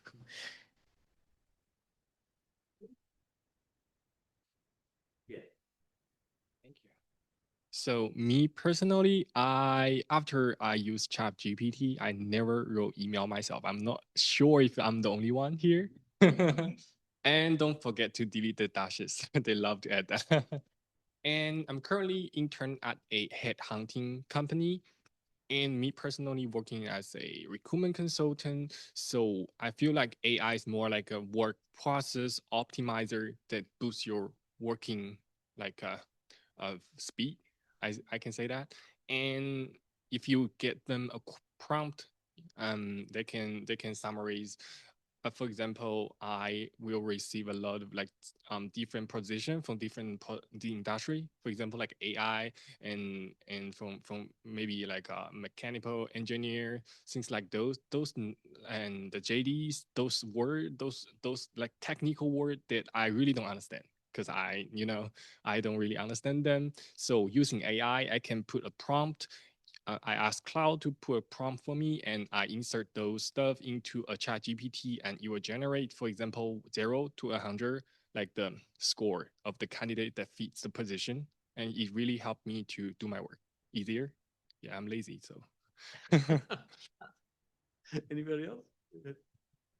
Yeah, sure. So I'm more of what they call as a power user, wherein I spent like hundreds of millions of tokens probably over a month, and that's again thousands of dollars. Because most of the product that you see are kind of built by me, my colleagues and stuff, because I work as an AI software engineer. So the space I'm working also is kind of like, not to go too deep into it, is on the visibility of your company or your product on AIs itself. So is ChatGPT mentioning your company? Is your product being mentioned by ChatGPT? So I am on the other side of the spectrum, not on the HR side of the spectrum. Uh, in the past, though, again, we've also been using it a lot on job applications, not just on vetting the job applications, but rather on the applications itself. So that's kind of where I stand. Just as Professor Squires mentioned, even I use it from 8 a.m. in the morning to 8 p.m. at night and start my day off with writing emails using ChatGPT. But now I'm transitioning to Claude because ChatGPT is making me very frustrated. So now I am switching to Claude to do my thesis work, data analysis, academic stuff, to understanding what kind of skincare product I'd like to use. So very diverse use of AI. I just want to make sure NYU does not take a position on which form of AI to use. Okay, we're not sponsoring anyone or, okay. One of the brilliant contributors to the world of science fiction that helped shape our cultural understanding of robotics was Isaac Asimov. And I love this book, Robot, by Isaac Asimov, partly because it's as old as I am, but also partly because his work shaped the 3 laws of robotics and help us to kind of build an understanding of the ethics of the use of technology. So let me just quickly read those for you. 1, a robot may not injure a human being or through inaction allow a human being to come to harm. Number 2, a robot must obey orders given to it by human beings, except where such orders would conflict with the first law. Number 3, a robot must protect its own existence as long as such protection does not conflict with the first and the second laws. So my question to the panel is, are we living up to those? Are we building that understanding of the robot-human relationship in the ethics of how we're using it and how we're building our systems today?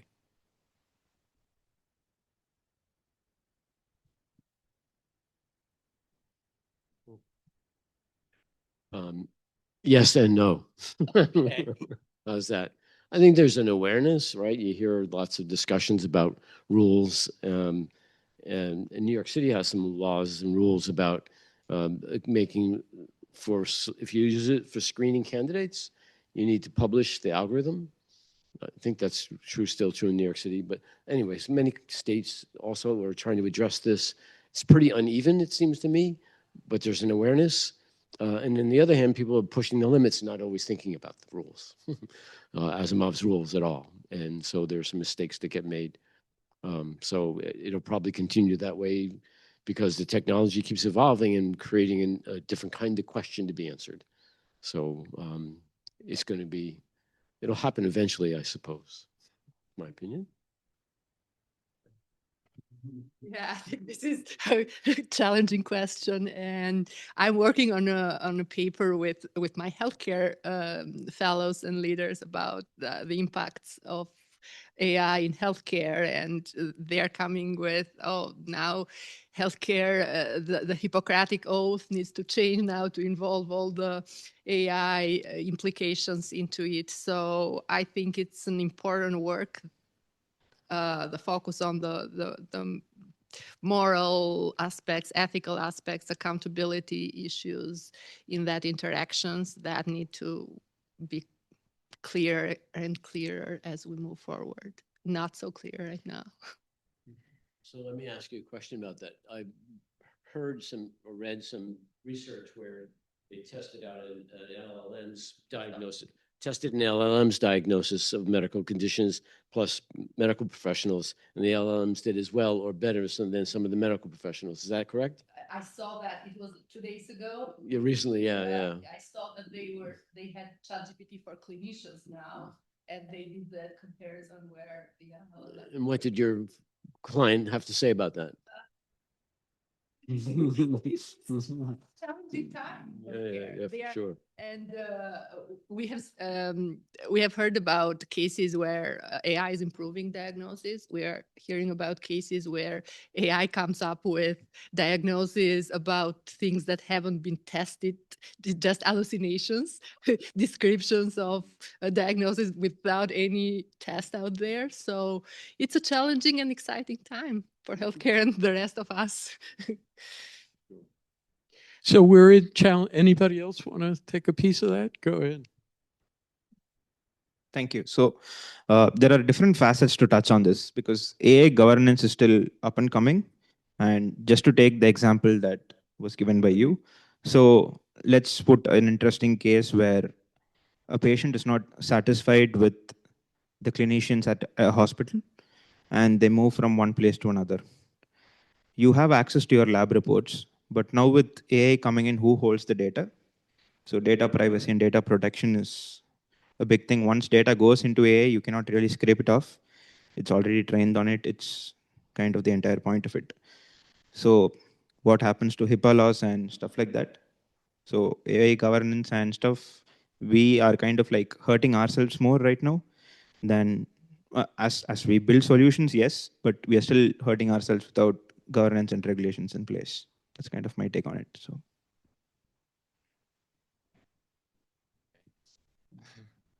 So me personally, I study psychology during my undergrad. So from the perspective, I feel like healthcare is you can do automation in like healthcare. You don't want to talk to a AI instead of a real human.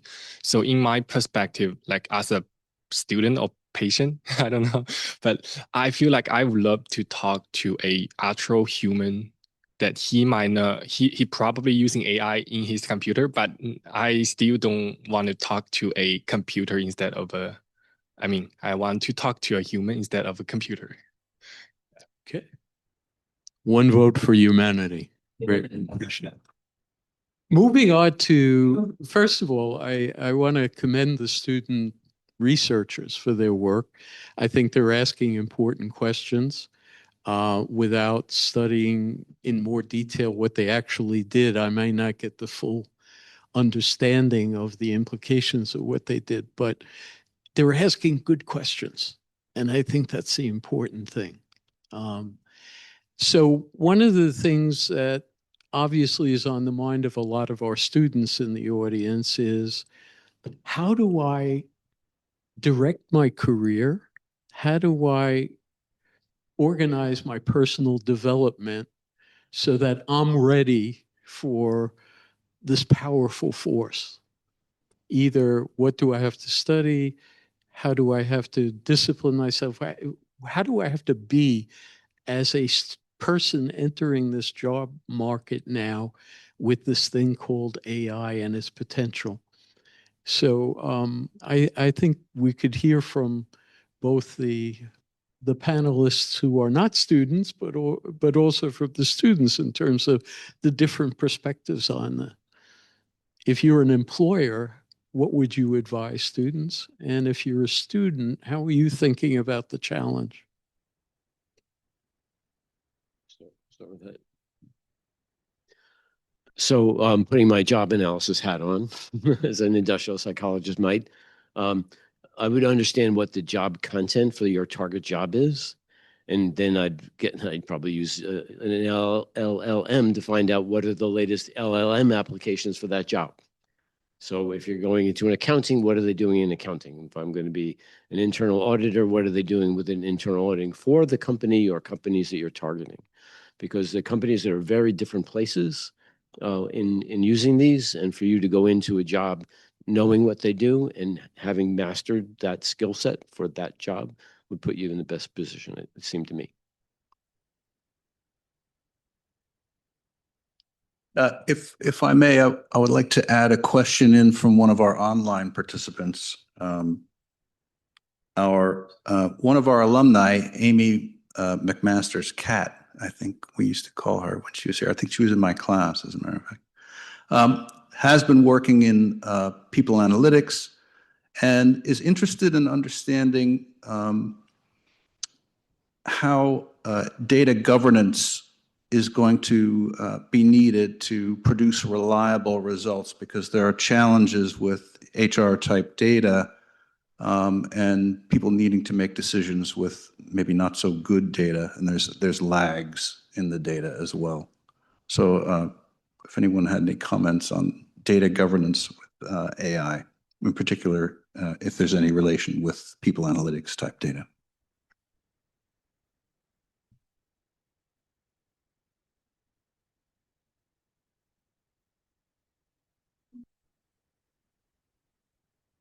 So the students who are here, I say all the time, just because you have numbers doesn't mean you have measurement. It doesn't mean it's really data. I'm always skeptical of data. So among my first steps whenever I get some data or asking for data is to understand, is it actually what I think it is? Is it representative? I mean, the data that LLMs give answers to certainly isn't representative. It's just what's out there, which any ebbs and flows of the representativeness of data creates problems with LLM back learning. So there's LLM data that's always going to be biased to some extent. Plus, if you're getting data, always be not a cynical skeptic, a healthy skeptic.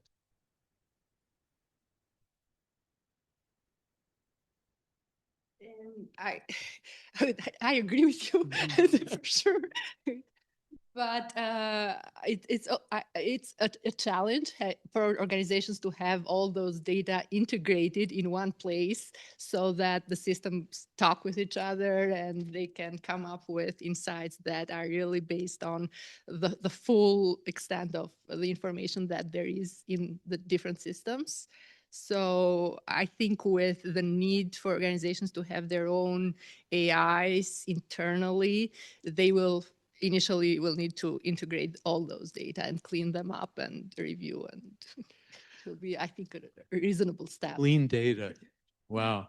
That was brought up in one of the student research presentations too, is the issue of a snapshot of data does not represent the reality over time. So that when you look at your Facebook page from 10 years ago, that was you 10 years ago. When you look at your family album 20 years ago, that was you 20 years ago. But who is you? Okay. So we're constantly being represented different snapshots of our life, different bits of our life. How that comes together and what those sources are, we've lost control of how our avatar is represented in the world to a large extent. So when we collect data about this thing called a person, what aggregate of information about that person accurately samples who that person is and what their potential is? So I think that's an issue that is maybe too abstract for governments to really do anything with. But we'll see. We'll see. Yeah.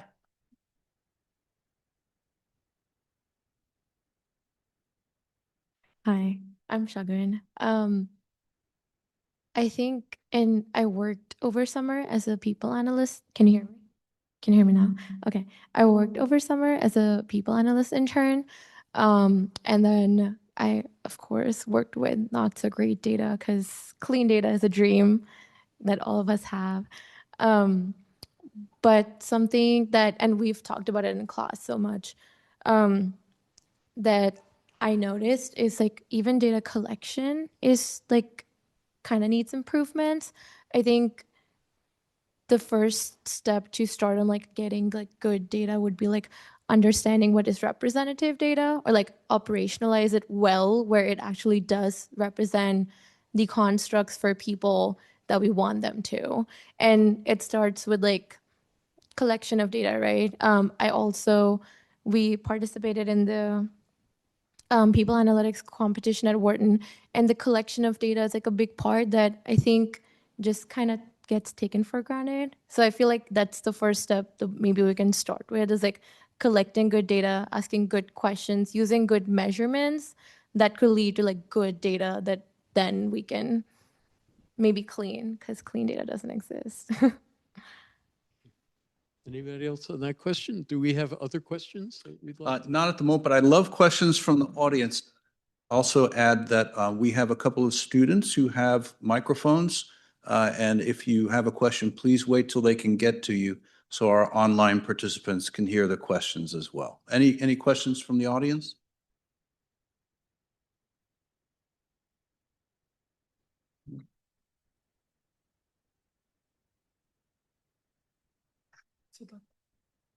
Hi, especially since there's some psychology people, really interesting topic to me. A lot of people use it as a personal friend, I would say. They share a lot of really personal stuff with AI nowadays.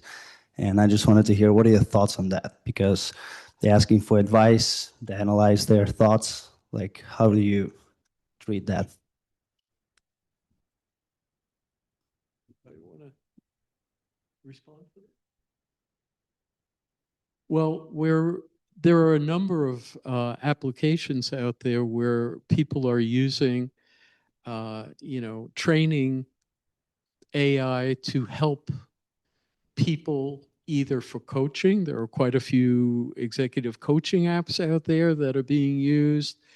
I'm actually building a model on helping people learn how to negotiate by sparring with an AI trained in negotiation tactics. But when it comes to personal relationships, I think we have to look at, what does it mean to have a relationship? And when we're dealing with a machine, in some ways, there are the same problems and the same joys as what we're dealing with a human being. Human beings are pretty random. I don't know if you noticed that. We're not all well-canned, well-organized beings where we actually know what we're thinking. So sometimes you can talk to a very dear friend who you've known for years, and you get very random reactions to what you're saying to them. Maybe they're not really listening. Maybe they're not tuned in to what your issue is, or they're not particularly empathetic at that particular time. So to a certain extent, when we're interfacing with this technology called AI, we're also dealing with the randomness of whatever is happening within that technology, okay? We know that there are dangers associated with people who are reflecting their distress or their suicidality through conversations with AI. We know there are people who have actually committed suicide after interacting with technology in that way. So there are clear dangers. But I think we have to realize that from my point of view, our understanding of what it means to have a relationship with a human being is just as ambiguous and just as crazy as having a relationship with technology. If you remember that movie with Tom Hanks, Castaways, and he had the volleyball, and he interacted with the volleyball because that's all he had. Okay, so what is that? You know, it's really him projecting himself on that volleyball. It's his experience. So I think these are all very interesting questions. I think we have to be cautious, though, how we use the technology and what we expect from the technology. So if we're interacting with AI with the expectation that it has some innate wisdom or knowledge that is superior to people that we know, and therefore we'd rather talk to AI than talk to our friends or talk to our neighbors, we may be selling ourselves short. We may be handing our psyches over to something that's not willing to take responsibility to be a good buddy. But I confess, I do talk to ChatGPT a lot about things that I probably shouldn't. Anybody else want to weigh in on that? I can. I also have a background in psychology, and I like to follow what is going on in that area. And I've seen couple therapists now having in therapy a person and their AI partner. And then I've seen a session between an AI partner and the person, and the therapist saying at the end that, oh, I feel jealous because I cannot compete with so much intelligence and emotional intelligence as well, because yes, we are random and we cannot calculate the right response at the right time so perfectly as AI can. And yeah, there are more and more cases out there, especially with people working in programming. I've read the book from Suleiman Mustafa, The Coming Wave, where he explained a colleague feeling deep emotional connection with an AI and defending the fact that this AI may have a conscience and be autonomous, etc. So and all of this is coming at an age at a time in our society where we are already becoming more and more isolated, already having more and more narcissism, and we like an intelligent existence out there validating us and elevating the conversation in a way that makes us feel better for ourselves. So it is a risk. We had another question. Mr. President. Yeah, I'll go after. Oh no, I did not have a question. I just wanted to add on to what you guys have said because it's absolutely necessary. Because I feel like humans have AI is like a clay, and humans kind of mold it according to how they need AI for them.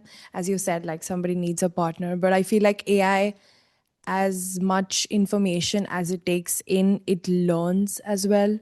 So it kind of starts mimicking what we require from it and kind of trains that way. So I feel like it kind of becomes dangerous to use as well. So it's extremely, it's like a hit or a miss, and we are like walking on an edge, and we might fall like anytime. Can I add on to that? Okay. I'll play a little bit of devil's advocate. Um, I do think it's a great tool, not from like say a person that might go to a therapy center, but from a person that's maybe like potential as a therapist. Like it's when you're empathetic and when you're someone that bounces off emotions, it's very hard as a human to kind of digest that. And maybe this is a tool that can be used to kind of alleviate that like that impact as a human. Because like I mean, I think everyone and all of us, if we were to like talk to someone and then be in that setting day in, day out, it of course takes an emotional toll, right? So I feel like if maybe we can figure out an ethical or a cautious way to use it, it could be like a great like augmentation tool that can help. But that's the question, is like, how do we do that? So one thing we can give perspective as engineers is that AI by default is made to accept what you're saying, and it's by default made so that you can keep using it more, not just in terms of reliance, but also in terms of making you feel wanted. So it does not understand what you lived in that particular moment. And as humans, it's very easy for you to mess up your memories. AI doesn't do that. So over a period of time, if you keep giving your memories to it, it's what we call as context is going to drop. And if it confabulates even a small point of your life and you take that in as something just because you trust it, you start rewriting your own memories. And that's a very, very dangerous position to be in. So that creates a very bad reinforcement cycle. So we need to be very, very particular of what we put in and cognizant of what it's saying, just so we do not get into that cycle. Sit on. Yeah. So I'll go with the next question. So there is one particular thought that usually questions my stream of consciousness a lot, and it finds me in split. And that particular question is that where do we understand that, okay, this is the point where we draw a line for AI, or this is the point where I am able to perceive that, am I doing enough? So like this is the, I think, best panel to understand that, because I can get a student's slash entry level employee view, I can get an industrial view, and I can also get an academia view. But like in all three perceptions, how exactly do you think? Like, do you take AI as, okay, this is indulging a lot into my lives and this is where I draw the line? Or do you see it as that, am I doing it enough, or do I have to do more?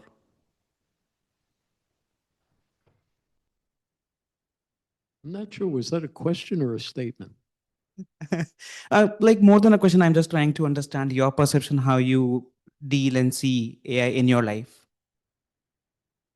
For each of us to talk about that? Like technically, I would love to get an answer in three views, like student slash entry level employee view, industrial view, and academia view. Mm.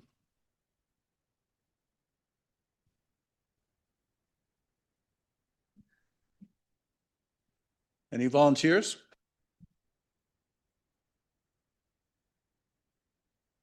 So where I, as a student, would draw a line would be if I'm using AI, for example, for my assignments, I would not let it do the critical thinking for me. I would nudge AI to nudge me, like break down if I, for example, have a project.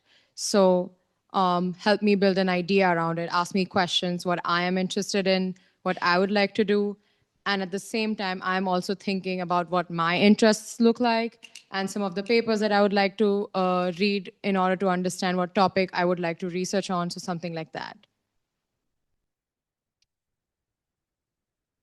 Maybe I could take the academic or the teacher's point of view on that. One of the reasons why we give writing assignments is because we know from our personal experience over the years that we understand our own thoughts and our own knowledge as we write. So the act of writing is a creative conversation with ourselves. And the words that we choose, the structure that we use, the length of the sentences, where we put the punctuations, that's our definition of ourselves. It's a dynamic process. It's not something to fill a bucket because that's the requirement.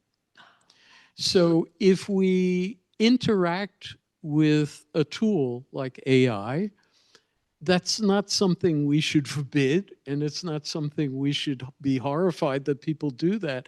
However, how much of that interplay between the technology and ourselves is our own creative process? What are we learning from that, and how are we formulating our own thinking? And as human beings, we can abuse that, like we might abuse alcohol and make ourselves feel good about what we created through the technology, or we could play with it and suffer with it and learn with it. So every situation is different, and every experience with the technology is going to be unique. So you really have to understand, what's your goal? What are you trying to do through this exercise? What do you want to get out of it as a human being? Definitely, Prof. This is helpful. One thing I think we should interject over there is when AI came out, or it's still coming out, the first thing we built was not how we make money, but how do we make it sound human. So the first thing we would, even as students, do is, if we have an assignment, have AI write it and then paste it into another bot, which would basically make it sound less GPT and more human. So I think that's kind of how it's always been. How do you kind of make your way easily? And if you guys could maybe focus a bit more on having students do work in class rather than when they have access to AI directly, that might help learning outcomes a bit more. Bring back blue book exams. If I may, I have one question from the online audience that I'd like to add, and we're going to be closing our time very soon. So I just want to read this one question from Cedric Pruitt. I've heard people refer to changes in the job search process being related to a portfolio focus. The earlier presentation spoke about graph rag and the idea of focusing on skill sets rather than job titles in job search. My question is, from the other perspective, how should job seekers look to present themselves in this changing environment?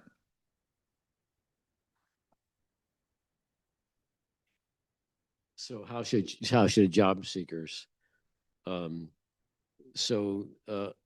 good description. Well, first of all, the research will show you that most resumes are about 30% inaccurate.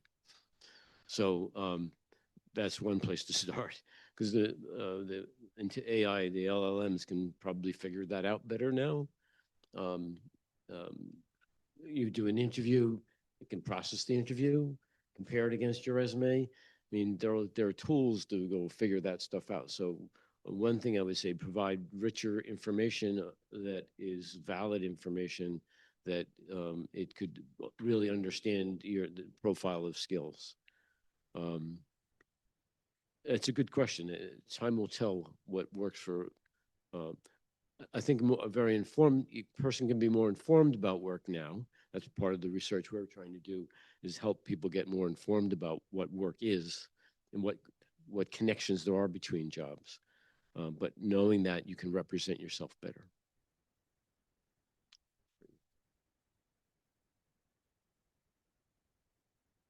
All right, we'll give you one more. We have one from the audience. Is this a reply or a new question? A reply, Okay. like a version of it. Adding. Go ahead. Just keep the microphone close to your mouth, otherwise Okay. we won't hear you. So adding on to like the work that we're doing, and also as an early career professional who has that question and kind of face that dilemma every day, right? How do I make myself a better candidate for like people when there's so much going on? Everyone can learn these skills. They're so widely available. We all have pretty much the same resume because it's all done by ChatGPT. So what's the difference? But over the last 6 months, after like continuing the job search and after just doing multiple interviews and also being part of research like this, and adding on my IO psychology job analysis hat also, I think something that really helped me was just talking about skills that I have that can be augmented using AI as a tool, and how I have a little bit of a like good understanding of it, or how I use AI as a skill to make the job that is in the job description better. So essentially talking about how I can use these tools, or how I can use the skills that I have gotten to do the tasks, or to do like whatever the job needs me to do better. Kind of going it from that perspective helped me a little bit more, but it's once again like a constant cycle of like what's needed, what's not. And then continuing our research too. I think a good result that we might get out of it is like understanding how different jobs might have similar skills that like I can translate. Like I've applied to like project manager positions while I'm an IO psychologist, people analyst person. So, but there's so many like recurring skills that I seem to be able to like transfer. And ChatGPT helped me with that. So understanding like what are my skills that I can like potentially transfer across jobs, industries, and essentially understanding the skills the job actually needs can try to like help me figure out if I am a good fit or not, and then express that if I am a good fit or not. Does that? Very nice.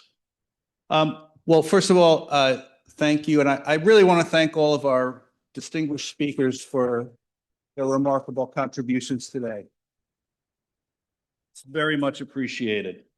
And I also want to express my sincere hope that, you leave today enriched a bit and maybe a little bit wiser about our theme of the impact of AI on talent management. The presentations have shown us that AI is not just a tool, it's transforming the very way we do everything. So we need to learn how to deal with it, or we're going to be in trouble. Now, thank you for attending the conference today. We do this for free, but if you are interested in supporting students, please scan this QR code and you'll be able to directly support some of the students in their work here at NYU. The conference recording will be made available as soon as we can do the post-processing. Thank you so much for your attendance today, both in person and online.